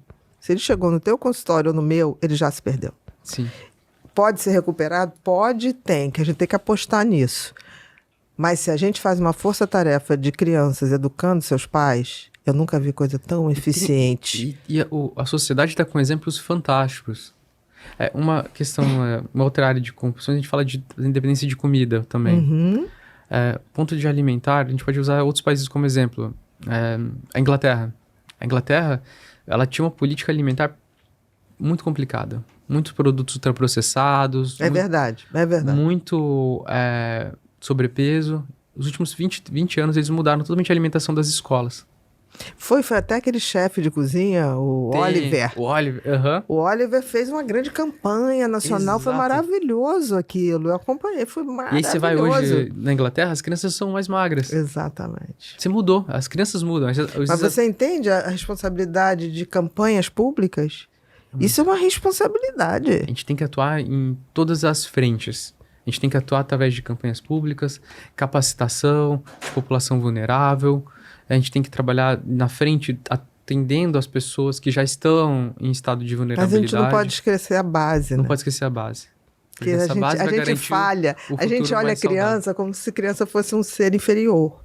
O que elas vão dizer não tem importância. Imagina, tem toda importância. Imagina você fala para um paciente, você está destruindo sua vida, Ele vai ouvir. Mas se ele é dependente, ele vai, não é bem assim, porque eu já ganhei, eu já tive uma vez que eu ganhei, quitei o apartamento, mas agora ele está perdendo o apartamento, mas ele quitou, né? Quando um filho olha para o pai e fala assim, eu não te admiro mais, isso é uma faca. Isso é uma faca que tira esse tumor a seco. A seco. Nenhum pai suporta não ser admirado. Nenhuma mãe suporta não ser admirado pelo seu filho. É muito doloroso, né? E, ao mesmo tempo, esses pais, com o mundo que a gente vive hoje, estão cada vez mais distantes. Exatamente. Não estão dando exemplo. E se você não dá educação em casa, você abre espaço para outros meios darem educação. E aí que o problema, às vezes, é da internet. Porque se ele não tem uma orientação, uma autoestima, ele fica exposto a várias outras coisas. E o anonimato e a velocidade, como você falou, né, de uma coisa que acontece em minutos, horas, atinge milhões de pessoas, por exemplo, com o teu alcance, você pode ensinar coisas muito erradas, né? Pode. Eu poderia ter aceito todas as propostas para anunciar jogos ilegais. Estaria aposentada? Acho que sim. Entendeu? Eu sou muito basiquinha. Aí entra o que a gente falou no começo do podcast da nossa área de atuação, né? Aí, sabe, tá errado. Não é possível. Porque, assim, se você chega a esse ponto, que tudo que você acredita, você fez um balanço e recebeu um X para não pensar mais em nada, você não deve nem mais estar aqui. Eu sou muito a favor de que a natureza é sábia. Um ser humano que chega a esse ponto, provavelmente a vida vai descartá-lo. Eu falei como ser humano, né? Não sei como. Porque exatamente. A gente existe Eu falei porque a gente como faz ser humano. A gente existe hoje, a nossa sociedade funciona porque a gente faz conexão.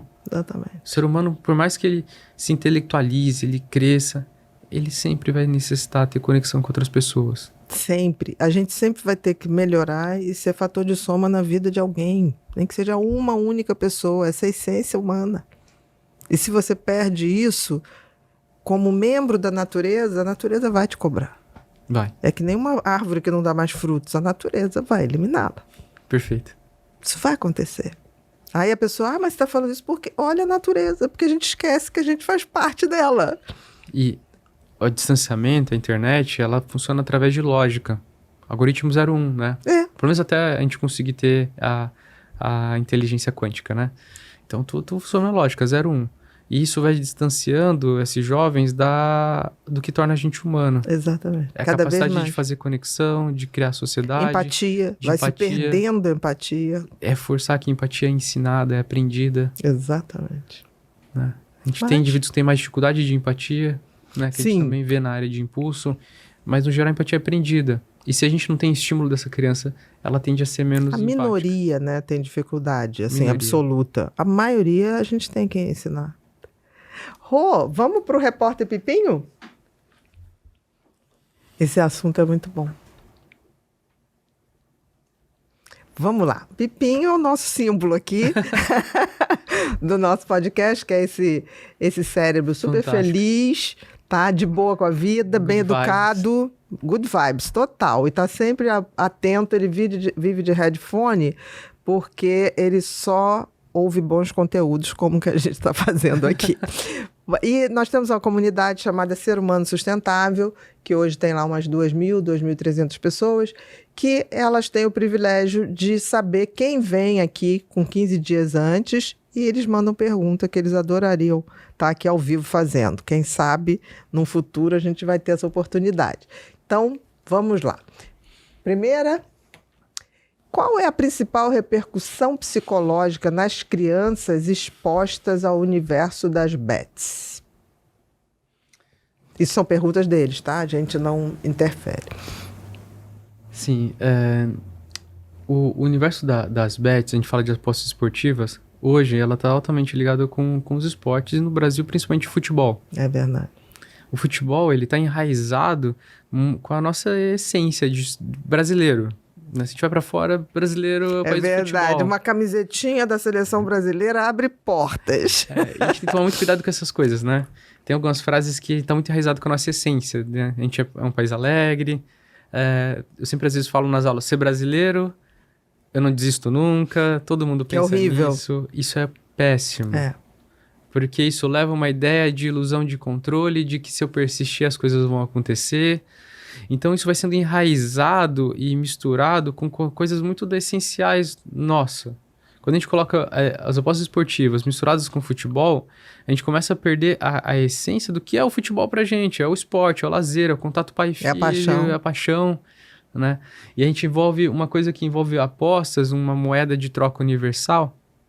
É complexo. A gente vai moldando esse cérebro de uma forma muito potencialmente prejudicial. Não, e a criança deixa de ter o prazer de só ir a um estádio ou ver uma TV para torcer. Exato. Era só para ser assim, né? Ver o time de futebol dele ganhar. É como se visse o Homem-Aranha. né? Pegar o vilão, digamos assim. Exato. Próxima, Rô. Qual foi o estopim para a disseminação dos jogos de aposta online no Brasil? O estopim dos jogos foi quando ela, acho que começou a ser exposto sem a regulamentação. A gente demorou bastante para ter uma reação da regulamentação. Quando isso aconteceu, já tinha Infiltrado tudo, né? há muitos anos.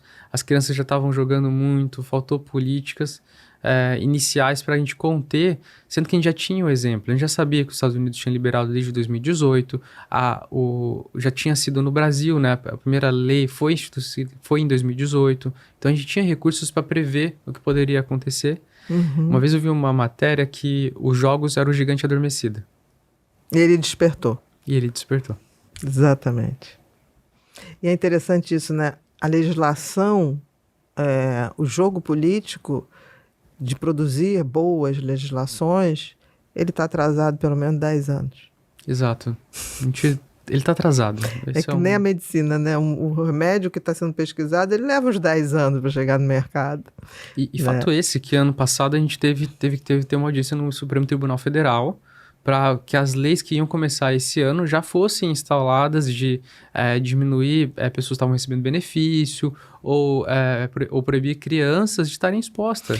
Era uma coisa que já era isso aí já era para estar há muito tempo. E outra coisa, eu acho que tem uma coisa que é mais elementar. Como que qualquer pessoa abre conta nas redes sociais sem ter um documento? Exato. Por isso que as fraudes, porque assim, eu não preciso ter nome. É só um número. É só um número. E os mecanismos também de autoexclusão, às vezes, são complexos. A gente precisa de mecanismos de autoexclusão mais simples. E rápidos. Porque eu quero excluir, eu excluí e acabou. A vida, a deterioração da vida de alguém por dependência é rápida. E tem uma coisa que é importante no jogo, que para o jogador grave, pensamentos de morte é muito alto o índice. E, consequentemente, suicídio. Já tem esse estudo? Assim, a gente sabe... eu sempre pensei nisso, mas a gente tem algum estudo, que não precisa ser aqui ou fora... Nível mundial, sim. Porque o transtorno de jogo ele já existe... O percentual de suicídio entre as pessoas dependentes de jogos? Para jogadores graves, de jogo de forma geral, chega a 70%. 70%? Sim, jogadores graves. Isso porque já tem muito estudo há mais de 40 anos de jogo, né? E tanto que o jogo ele é tão complexo que no DSM-4 ele é para impulso. Aí no DSM-5 jogaram já para transtorno de adicção. Entendi. Ele coexiste nas duas coisas, de tanto malefício que ele acaba ocorrendo para essa população. Porque o indivíduo que ele joga, ele não é só o problema Primeiro, tem muita vergonha. Porque diferente de uma substância química, eu não tenho uma coisa palpável para nomear. Sim. É a minha cabeça é o meu comportamento, é como eu estou agindo e eu posso camuflar esse comportamento. E um dos sintomas é esse, eu camuflo para poder jogar mais. Exatamente. E outro fator, o dinheiro. Porque o dinheiro, diferente de uma outra substância química, é a nossa moeda de troca universal. Até amor, se você quiser, você consegue comprar com dinheiro. Não deveria, mas... Não amor, né? Não companhia. Amor. Companhia.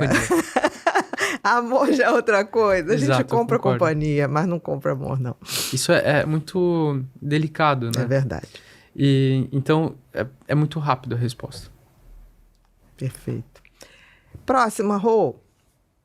Quais medidas são mais eficazes para conter o avanço da dependência em apostas? Você está vendo que o pessoal da comunidade está todo mundo preocupado com a aposta, né? Tá. Acho que uma das coisas que a gente está fazendo aqui é extremamente importante. Fornecer conhecimento de qualidade. O que a gente está passando aqui é ciência, tem base, tem conhecimento, de forma clara. Para as pessoas começarem a olhar uma realidade que está aí, né? Exato. Porque senão vai acordar na hora que tiver um parente, um filho, um sobrinho... Né? A gente tem que estar atento. A gente precisa fornecer essas informações, mostrar que não é algo inofensivo, que tem potencial de complicações, que muita gente já está sofrendo com isso. Muito. Grupos de apoio como Jogadores Anônimos, eles estão com salas lotadas. Cada dia, novas pessoas chegando. As pessoas estão adoecendo, estão tendo dívidas, estão acabando com a vida, com a própria vida e da família em volta. Né? E isso está vindo de forma maior do que acontecia antigamente. porque hoje a exposição é muito maior. Que legal. Os jogadores anônimos, então, eles estão ampliando também. Muito. Que bacana. Eu sempre aconselho para meus pacientes participarem de jogadores anônimos, porque o tratamento é multidisciplinar. Com certeza. Então a gente tem que estar todo dia ali expondo eles à exposição negativa, no sentido de voltar a jogar. Tem que estar, a família tem que estar inserida. Tem que ter a socialização de quem ali está falando em lugar de fala. Ninguém ali nos jogadores anônimos está falando do tipo, faça isso. É pessoal, você não entende nada. Você Exato. não Faz você parte não da nossa fui onde eu força-tarefa fui. que a gente tem que montar com os pacientes. Exatamente. Que bacana. E além disso, trabalhar a parte legislativa, reforçar a fiscalização, aprimorar ela constantemente, porque da mesma forma que as coisas mudam, né? Então a tecnologia, tudo vai moldando de uma velocidade meteórica. Então a gente está Vai fazendo com que as pessoas se tornem independentes mais rápido. Exato, tem uma série de mecanismos, né? Como o Near Miss que a gente comentou, de quase vou ganhar, de eu colocar um valor para poder ganhar um valor maior, de eu ter a ilusão de que eu tenho um controle sobre aquele jogo que não tenho. A gente não tem controle nem sobre a vida, né? Nada. A gente tem que aprender a fazer o basicão bem feito. E já é muito difícil. Muito. E aprimorar a capacitação do pessoal de saúde. Com certeza. Que a gente cada vez necessita mais. É algo que sempre existiu, mas cada vez evolui de forma mais rápida. Tem mecanismos que a gente não tem toda a ciência e a população, os profissionais de saúde precisam estar bem capacitados para poder receber. Uma coisa que a gente fala muito no jogo é que ele tem que entrar no rol de perguntas ativas. Porque se eu não questiono o indivíduo sobre o jogo, ele não fala. Ele não vai falar. Ele não fala. Ele vai falar. entrar ali com um quadro de depressão, com tentativa de suicídio, Exatamente. Mas ele não vai falar que ele tá jogando. Mas engraçado é que todo dependente defende a sua droga. Exatamente. Não é? Eu sempre digo, quando você pega uma pessoa dependente, você vai falar, que seja álcool, que seja jogo, que você fala assim, olha, você tá bebendo. Não é bem assim. Ele defende. Isso faz parte da dependência. Ele patina muito nesses estados de contemplação antes de entrar em fase de ação. Exatamente. Uma coisa que a gente orienta muito, a gente nem fala de uma forma de terapia específica, a gente fala de entrevista motivacional. É eu mostrar para aquele indivíduo... E tem umas coisas muito legais de entrevista motivacional, eu vou comentar um pouco. Quando a gente fala em entrevista motivacional, a primeira regra é que a gente tem o poder de desmotivar. Quando a gente fala uma coisa para uma população, ela tende a ter uma defensiva, principalmente uma população exposta. Então a gente tem que convencer ela e mostrar para ela que aquela é o melhor caminho. Esses indivíduos, a gente tem que mostrar que aquele caminho que ele está seguindo não é um caminho saudável. Que ele está tendo mais prejuízos do que benefício. Uhum. Isso vem de formas, de você expor as pessoas a informações de qualidade, mostrar experiências de pessoas que tiveram experiências ruins com aquilo, e aos poucos vai moldando para ela entrar numa fase de ação, de ela entender que aquele comportamento que ela está tendo não é benéfico para ela. E leva um tempo, né? Muito. E aquela forma que ela está lidando de escape, muitas vezes, tem outras formas melhores de ela lidar com isso. Que é difícil. Muito. Mas é possível, né? É um trabalho que exige paciência, tolerância, mas que é muito bom tudo resultado. Na vida, né? Na realidade, tudo na vida. A maioria das coisas são boas. E quando a gente né? tenta criar regras ou atalhos, não dá certo. Tem coisas que são complexas e não dá pra gente reduzir. A gente tem que passar o processo. Como Exatamente. Você comentou da história do herói, né? Tem o processo. É maratona, a vida é maratona. Se eu entregar todas as ferramentas pro Homem-Aranha de início, ele não vai conseguir lidar. Ele precisa aprender a lidar com essas ferramentas, ele precisa aprender o que é dor, ele precisa... Para ele poder, aí sim, estar preparado para lidar com aquilo. E resistir, né? Próxima, Rô. Como o desenho das plataformas de apostas explora mecanismos cognitivos e emocionais? Olha, de diversas formas e ampliando cada dia mais. Eu sempre falo, se a gente pegar em filmes, casas de apostas, a gente percebe que tem uma cor meio característica, né? São cores quentes. Sempre, né? Sempre cores quentes, não é à toa isso. Vermelho, amarelo, laranja. Quando a gente vai pensar em estudos de rastreio ocular, de neuromarketing, a gente vai vendo que tem cores mais intensas que atraem mais o olhar, tem movimentos que atraem mais o olhar, tem momentos que atraem mais o pensamento, o olhar, as compras, e design, que a gente fala, voltado para chamar a atenção das pessoas. E cada vez isso é mais estudado, reestudado e aprimorado para que mantenha mais tempo em contato com aquele jogo. Com certeza. Que fique mais atrativo, né? Além de inserção de processos conhecidos que geram mais atratividade. Mecanismos de quase ganhar, aquela aposta que parece uma grande vantagem que eu tô tendo, mas na verdade eu vou ter uma grande perda depois. Eu vou ter um bônus se eu entrar aqui, depois eu vou ganhar tudo aquilo. Vou apostar o meu bônus. Exato, não tô tendo custo nenhum. Eu tô jogando aquilo que eu ganhei, né? Mas assim tem uma série de armadilhas, né, que o indivíduo vai caindo para se manter no jogo. Em geral, quando começa nessas plataformas, ganha, né? Sempre. Que é para poder dar a expectativa de um ganho lá na frente. E o jogador grave tem uma coisa muito interessante. Ele não sabe te dizer quanto que ele perdeu. É distorcido essa forma que ele perdeu. A contabilidade dele é sempre a favor do jogo. Mas ele sabe falar para você exatamente... Quanto ele ganhou. Quanto, onde, como e o que ele ganhou. Exatamente. É sempre essa história. Ele não consegue, ele tem uma distorção no pensamento do quanto ele perdeu. É verdade. Próxima, Rô. Qual a diferença clínica entre apostar por lazer e apresentar um transtorno por jogos de azar?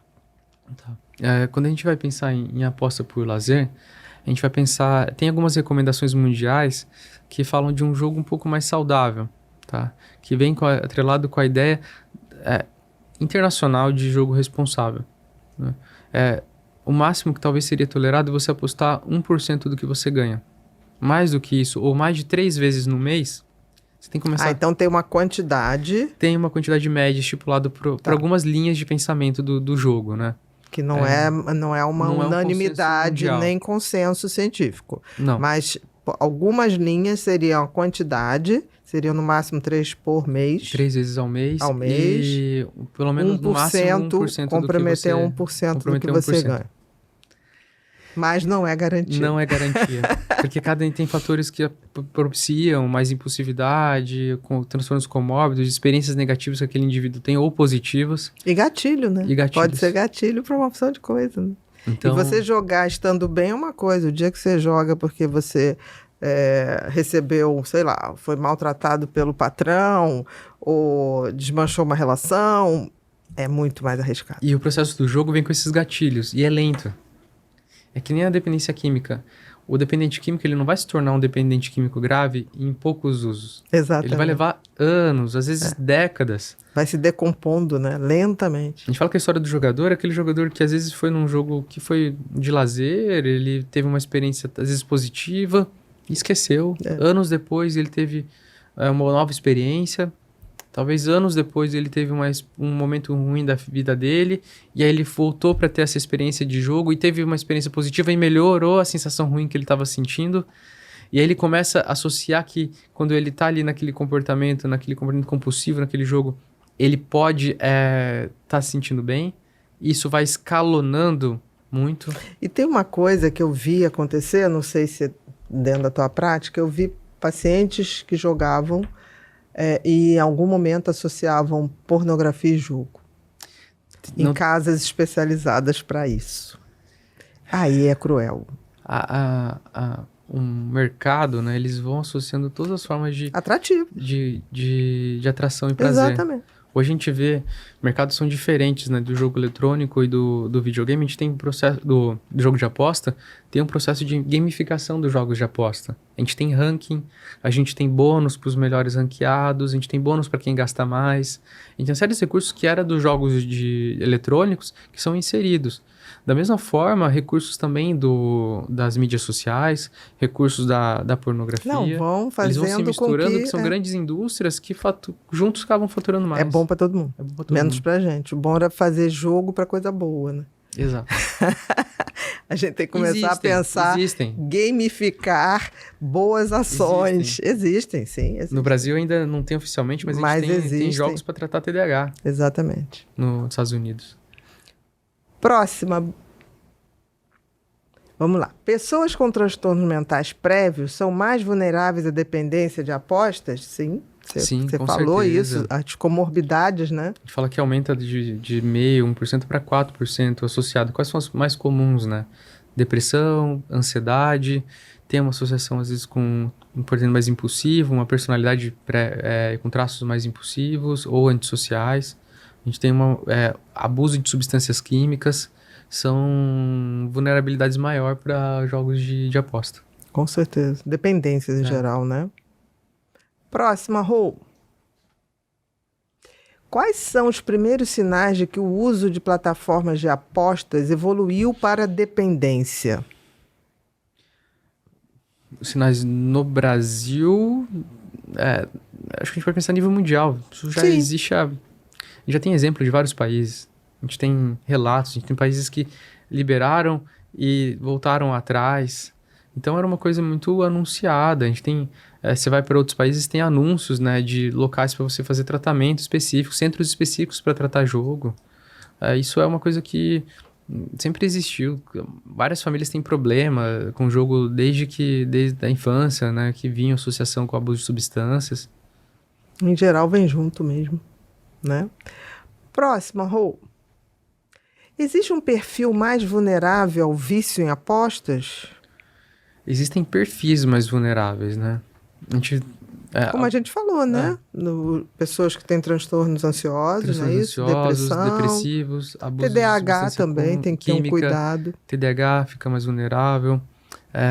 Pessoas com transtornos de personalidade, Exatamente. que têm menos empatia, como sociopatia. Uhum. A gente fala que são os impulsivos antissociais. Exatamente. Eles tendem a gastar mais, de forma mais irresponsável. Mais irresponsável, né? E sem muito medir as consequências. Pegam mais dinheiro emprestado. Não, e sem culpa, né? Sem culpa.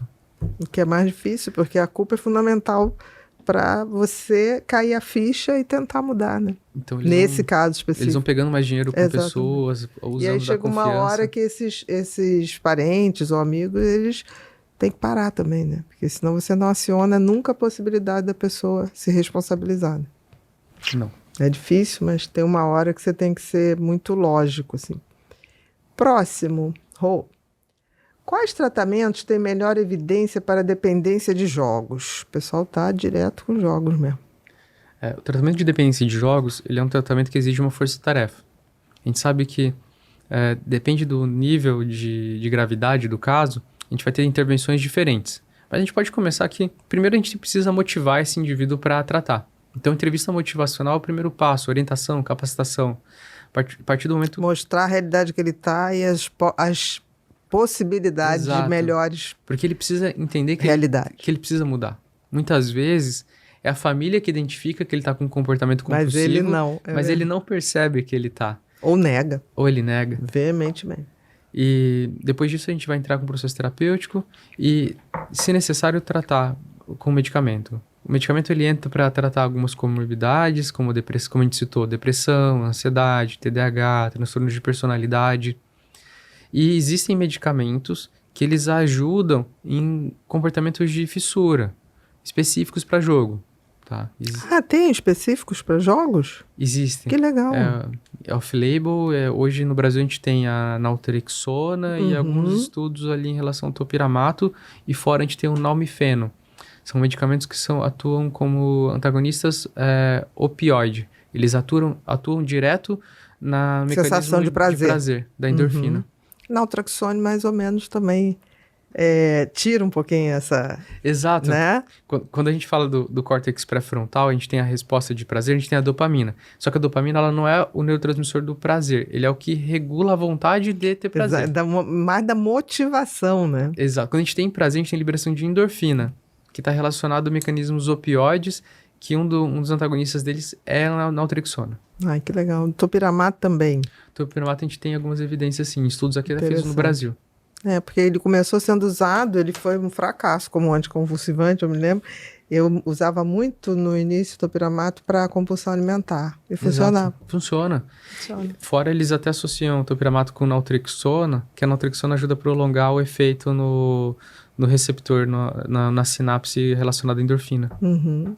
E esse outro que você falou, que a gente não tem aqui? Nalmifeno, ele também é um antagonista opioide, só que não tem no Brasil. Não tem no Brasil. Próxima, Rô. Que medidas públicas são urgentes para proteger os adolescentes das apostas online? Gente, a comunidade inteira só perguntou sobre aposta, viu? Inacreditável. É o tema quente, né? Que porque a gente deixou aberto, né? A qualquer coisa. Comportamento pode ser por compras, comportamento pode ser... Exato. Né? Mas porque a coisa está muito... As compras, elas existem. Acho que as pessoas estão mais em negação. Pode ser. Pode ser. Hoje os mecanismos são muito potenciais. Eu sempre falo para os pacientes, às vezes, até tentar excluir do celular, porque é muito intenso o mecanismo de compra. Muito. Eu tenho uma paciente que ela desenvolveu uma coisa que ela tentou me provar. Eu tenho minhas dúvidas. Porque ela falava assim, passou um mês, assim, ela realmente reduziu muito as compras. Ela trouxe o cartão, na época o cartão, para ver... E eu falei, o que você está fazendo? Porque eu falei, vai disparar, né? No online agora ela vai disparar, não tem jeito. Aí ela falou, eu faço o seguinte, eu compro tudo. Boto tudo no carrinho. Vou botando. Aí só olho no final. Quando eu olho, eu falei, não tem dinheiro para pagar. Aí eu limpo, mas eu já me satisfiz. Ela fez um mecanismo de reforço negativo para... Eu já me satisfiz de botar no carrinho. Aí eu falei assim, daqui a pouco vai ter site que você botou no carrinho, não tem como tirar. E hoje o acesso a crédito é muito fácil. E nunca se deveu tanto. Nunca. Então tá alguma coisa errada. Vamos lá. Em relação a proteger os adolescentes, acho que conhecimento, orientação, educação e políticas mesmo, né? E campanhas públicas, né? E hoje tem campanhas de como você realmente não... Hoje a gente orienta para os pacientes até aplicativos de controle parental que eles conseguem realmente retirar o acesso a essas informações.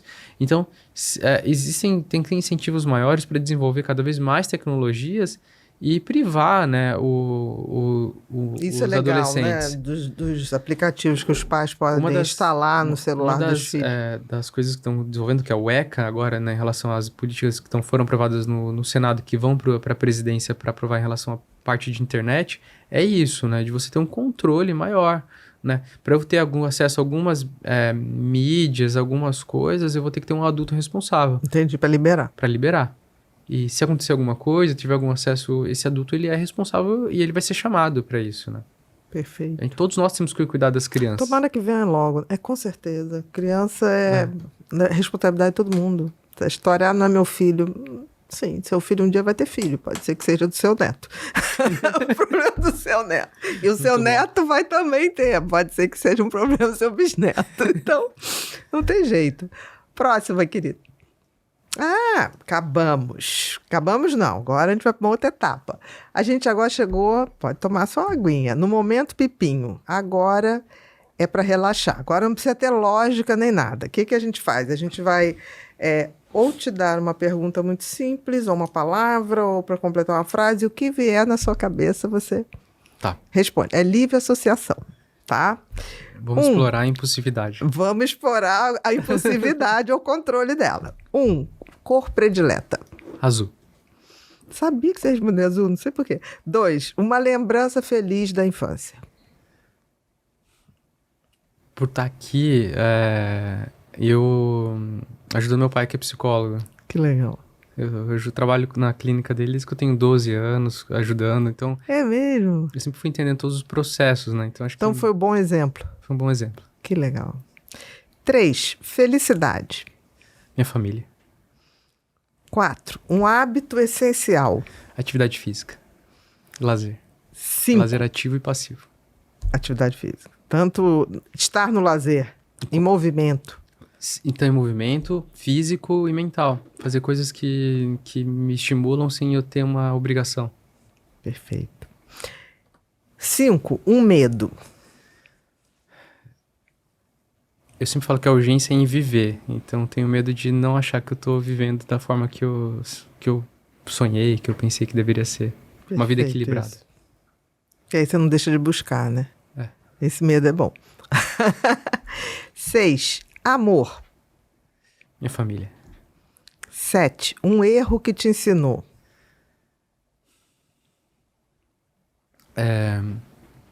Acho que eu tô constantemente errando e aprendendo. A gente vai aprendendo a ser menos impulsivo, observar mais antes de falar. Ouvir mais Ouvir também, mais né? também. É que sociedade que ouve pouco, né? E a gente tem 2 orelhas e uma boca. Exatamente, não foi à toa. O designer do universo sabe. 8. Se o mundo acabasse amanhã, o que você faria hoje? Estaria com as pessoas que eu amo, com certeza. 9. Se você pudesse ter um superpoder, qual você escolheria? Poder da fala. Poder da fala? Comunicação. Cada vez mais. Acho que a Isso gente se amplifica. desenvolve. A gente desenvolve. Com certeza. Pode muito. Eu era fóbica social. Eu era aquela criança que quando tinha festinha eu fugia, se tivesse que subir. É inacreditável isso, né? É interessante, né? Eu também não Eu era tinha pessoa... fobia. Eu Eu era uma pouco, criança muito fóbica social. Sou um pouco mais introspectivo, né? Acho que a própria formação médica vai te expondo, né? Com certeza. E a gente, pelo outro, a gente faz coisas inacreditáveis. Sim. Inacreditáveis. E 10, pra gente finalizar, uma frase ou um pensamento que você ama. Seja seu, de um pensador. Não precisa ser a frase, pode ser o contexto. Olha, eu vou falar uma coisa que eu sempre falo, às vezes, em aulas, até no Congresso Brasileiro, eu fiz questão de falar, que é um termo da filosofia que chama sofrosine. Qual que é a ideia de sofrosine? É uma vida moderada, em equilíbrio. A gente tem que ponderar as coisas na vida. Quando a gente fala de impulso, é sobre isso. É não deixar de viver, não é deixar de fazer coisas extremamente prazerosas. É fazer. Mas também você questionar o quanto vai ser os prejuízos, os benefícios. Acho que... É a ponderação. A ponderação. Querido, muito, muito obrigada. Muito obrigado pelo convite. Eu adorei, aprendi muito, muito. Espero que a gente possa ter novos encontros, porque essa coisa vai se atualizar muito ainda. Nossa, super aceito. Né? Acho que é Isso vai ser mecanismo uma coisa... meio que você está usando da tua imagem, da tua comunicação para gerar conhecimento, saúde para as pessoas. É o mínimo. É o mínimo que essa altura da vida a gente pode fazer, né? Mas é grande. Que Parabéns. bom, que Parabéns bom. mesmo. Eu fiquei muito feliz quando você mandou a mensagem. Eu adorei aqui, eu aprendi mesmo. Queria te dar uns presentinhos aqui. Esse foi um livro de frases meu, foi lançado no final do ano passado, que são frases que eu, quando acordo, fico lá pensando sozinha. Que legal. E aí, para fazer anotações. Tem um livro aqui, Adorei Felicidade. Os relógios e a bússola.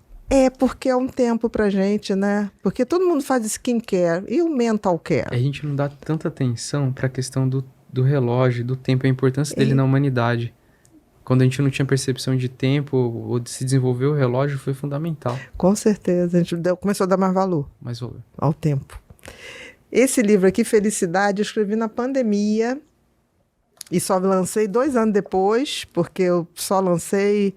A editora queria que eu lançasse no meio da pandemia, online. Eu falei, não, esse livro é para abraçar, para beijar. Não. Tanto foi lançado no bar do Zeca Pagodinho, numa roda de samba. Reuniram 1000 pessoas. Foi a maior ousadia de lançamento que eu já fiz na minha vida. Não recomendo, porque eu comecei a autografar às 18 horas e acabei 20 para as 2 da manhã. Sem fazer xixi, só tomando água. E aqui, o Mentes Consumistas, que é um livro que tem um capítulo que eu amo nesse livro, que é neuromarketing.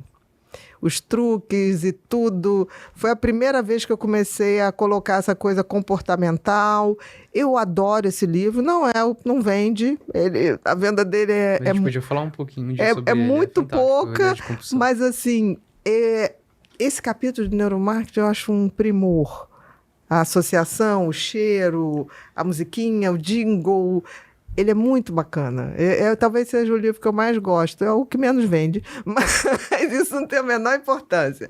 Eu acho que as pessoas têm vergonha de comprar o livro, porque é como se estivesse confessando. É negação. É a negação, exatamente. E, na verdade, a gente tem que expor, falar mais sobre isso. Exatamente. O quanto que a gente, às vezes, não tem ideia dos mecanismos por trás. As pessoas não têm noção. Mas... Espero que você goste. Ainda tem aqui, olha, um presentinho do Pipinho, né? Essa eco bag aqui, com o nosso lema que faça, aconteça, inspire, tá? É o que você está fazendo e fez aqui hoje. Aqui tem um caderninho, porque a gente acredita ainda na escrita à mão, tá? A caneta, para você poder escrever os seus pensamentos, seus projetos. E aqui uma canequinha para você tomar um chazinho. Vou colocar na minha coleção de canecas. E lembrar da gente, com certeza. Agora eu vou te fazer um pedido. Pode jogar isso tudo pro ladinho aqui. Isso, que as crianças vão ajeitar para você, porque para trabalhar aqui tem que ter educação. Então, você sai daqui com isso tudo arrumadinho, você nem vai ver. Quando você for ver, já está tudo arrumado. Agora é aquele momento que eu queria que você olhasse para aquela câmera. Não precisa olhar para mim, seja mal educado. Leve o seu microfone, tá? Quando você virar, para você deixar todos os seus recados. Quem quer te encontrar, no sentido de se informar mais, como é que pode fazer. Tá aberto aí. Tá. Eu sou Vinícius Andrade, médico psiquiatra. Eu agradeço o convite. Quem quiser saber mais sobre transtornos de impulso ou buscar ajuda, a gente tem um serviço de ambulatório na USP. Eu tenho o meu consultório e uma rede social que é Vinícius Andrade Psiquiatra. E a ideia é que a gente passe informações de qualidade e ciência de forma fácil e acessível para a população. Te acha no Vinícius Andrade Psiquiatra. Perfeito. Queridos, nós estamos encerrando mais um episódio do Pod People e hoje foi com esse cara maravilhoso. Eu não conhecia, tive o prazer de conhecer e ter uma aula aqui sobre os jogos de azar, a impulsividade, o abuso da tecnologia. Se você ainda não segue ele, eu sugiro que você comece a seguir agora. Está aparecendo aqui, @Vinícius Andrade Psiquiatra. É a maneira que você tem de se informar. Porque não é só se informar quem tem algum tipo de dependência comportamental. É se informar para não cair numa possível dependência. Porque não vale a pena arriscar. E você conhece alguém que tem esse problema ou que está começando ali a derrapar na curva das dependências? Manda esse episódio para essa pessoa, porque muitas outras pessoas merecem ter esse tipo de conhecimento, porque aqui na comunidade Pod People a gente acredita que somente o conhecimento e o autoconhecimento podem, de fato, fazer um ser humano melhor.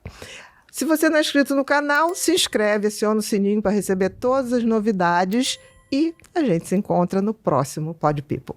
Muito, muito obrigada.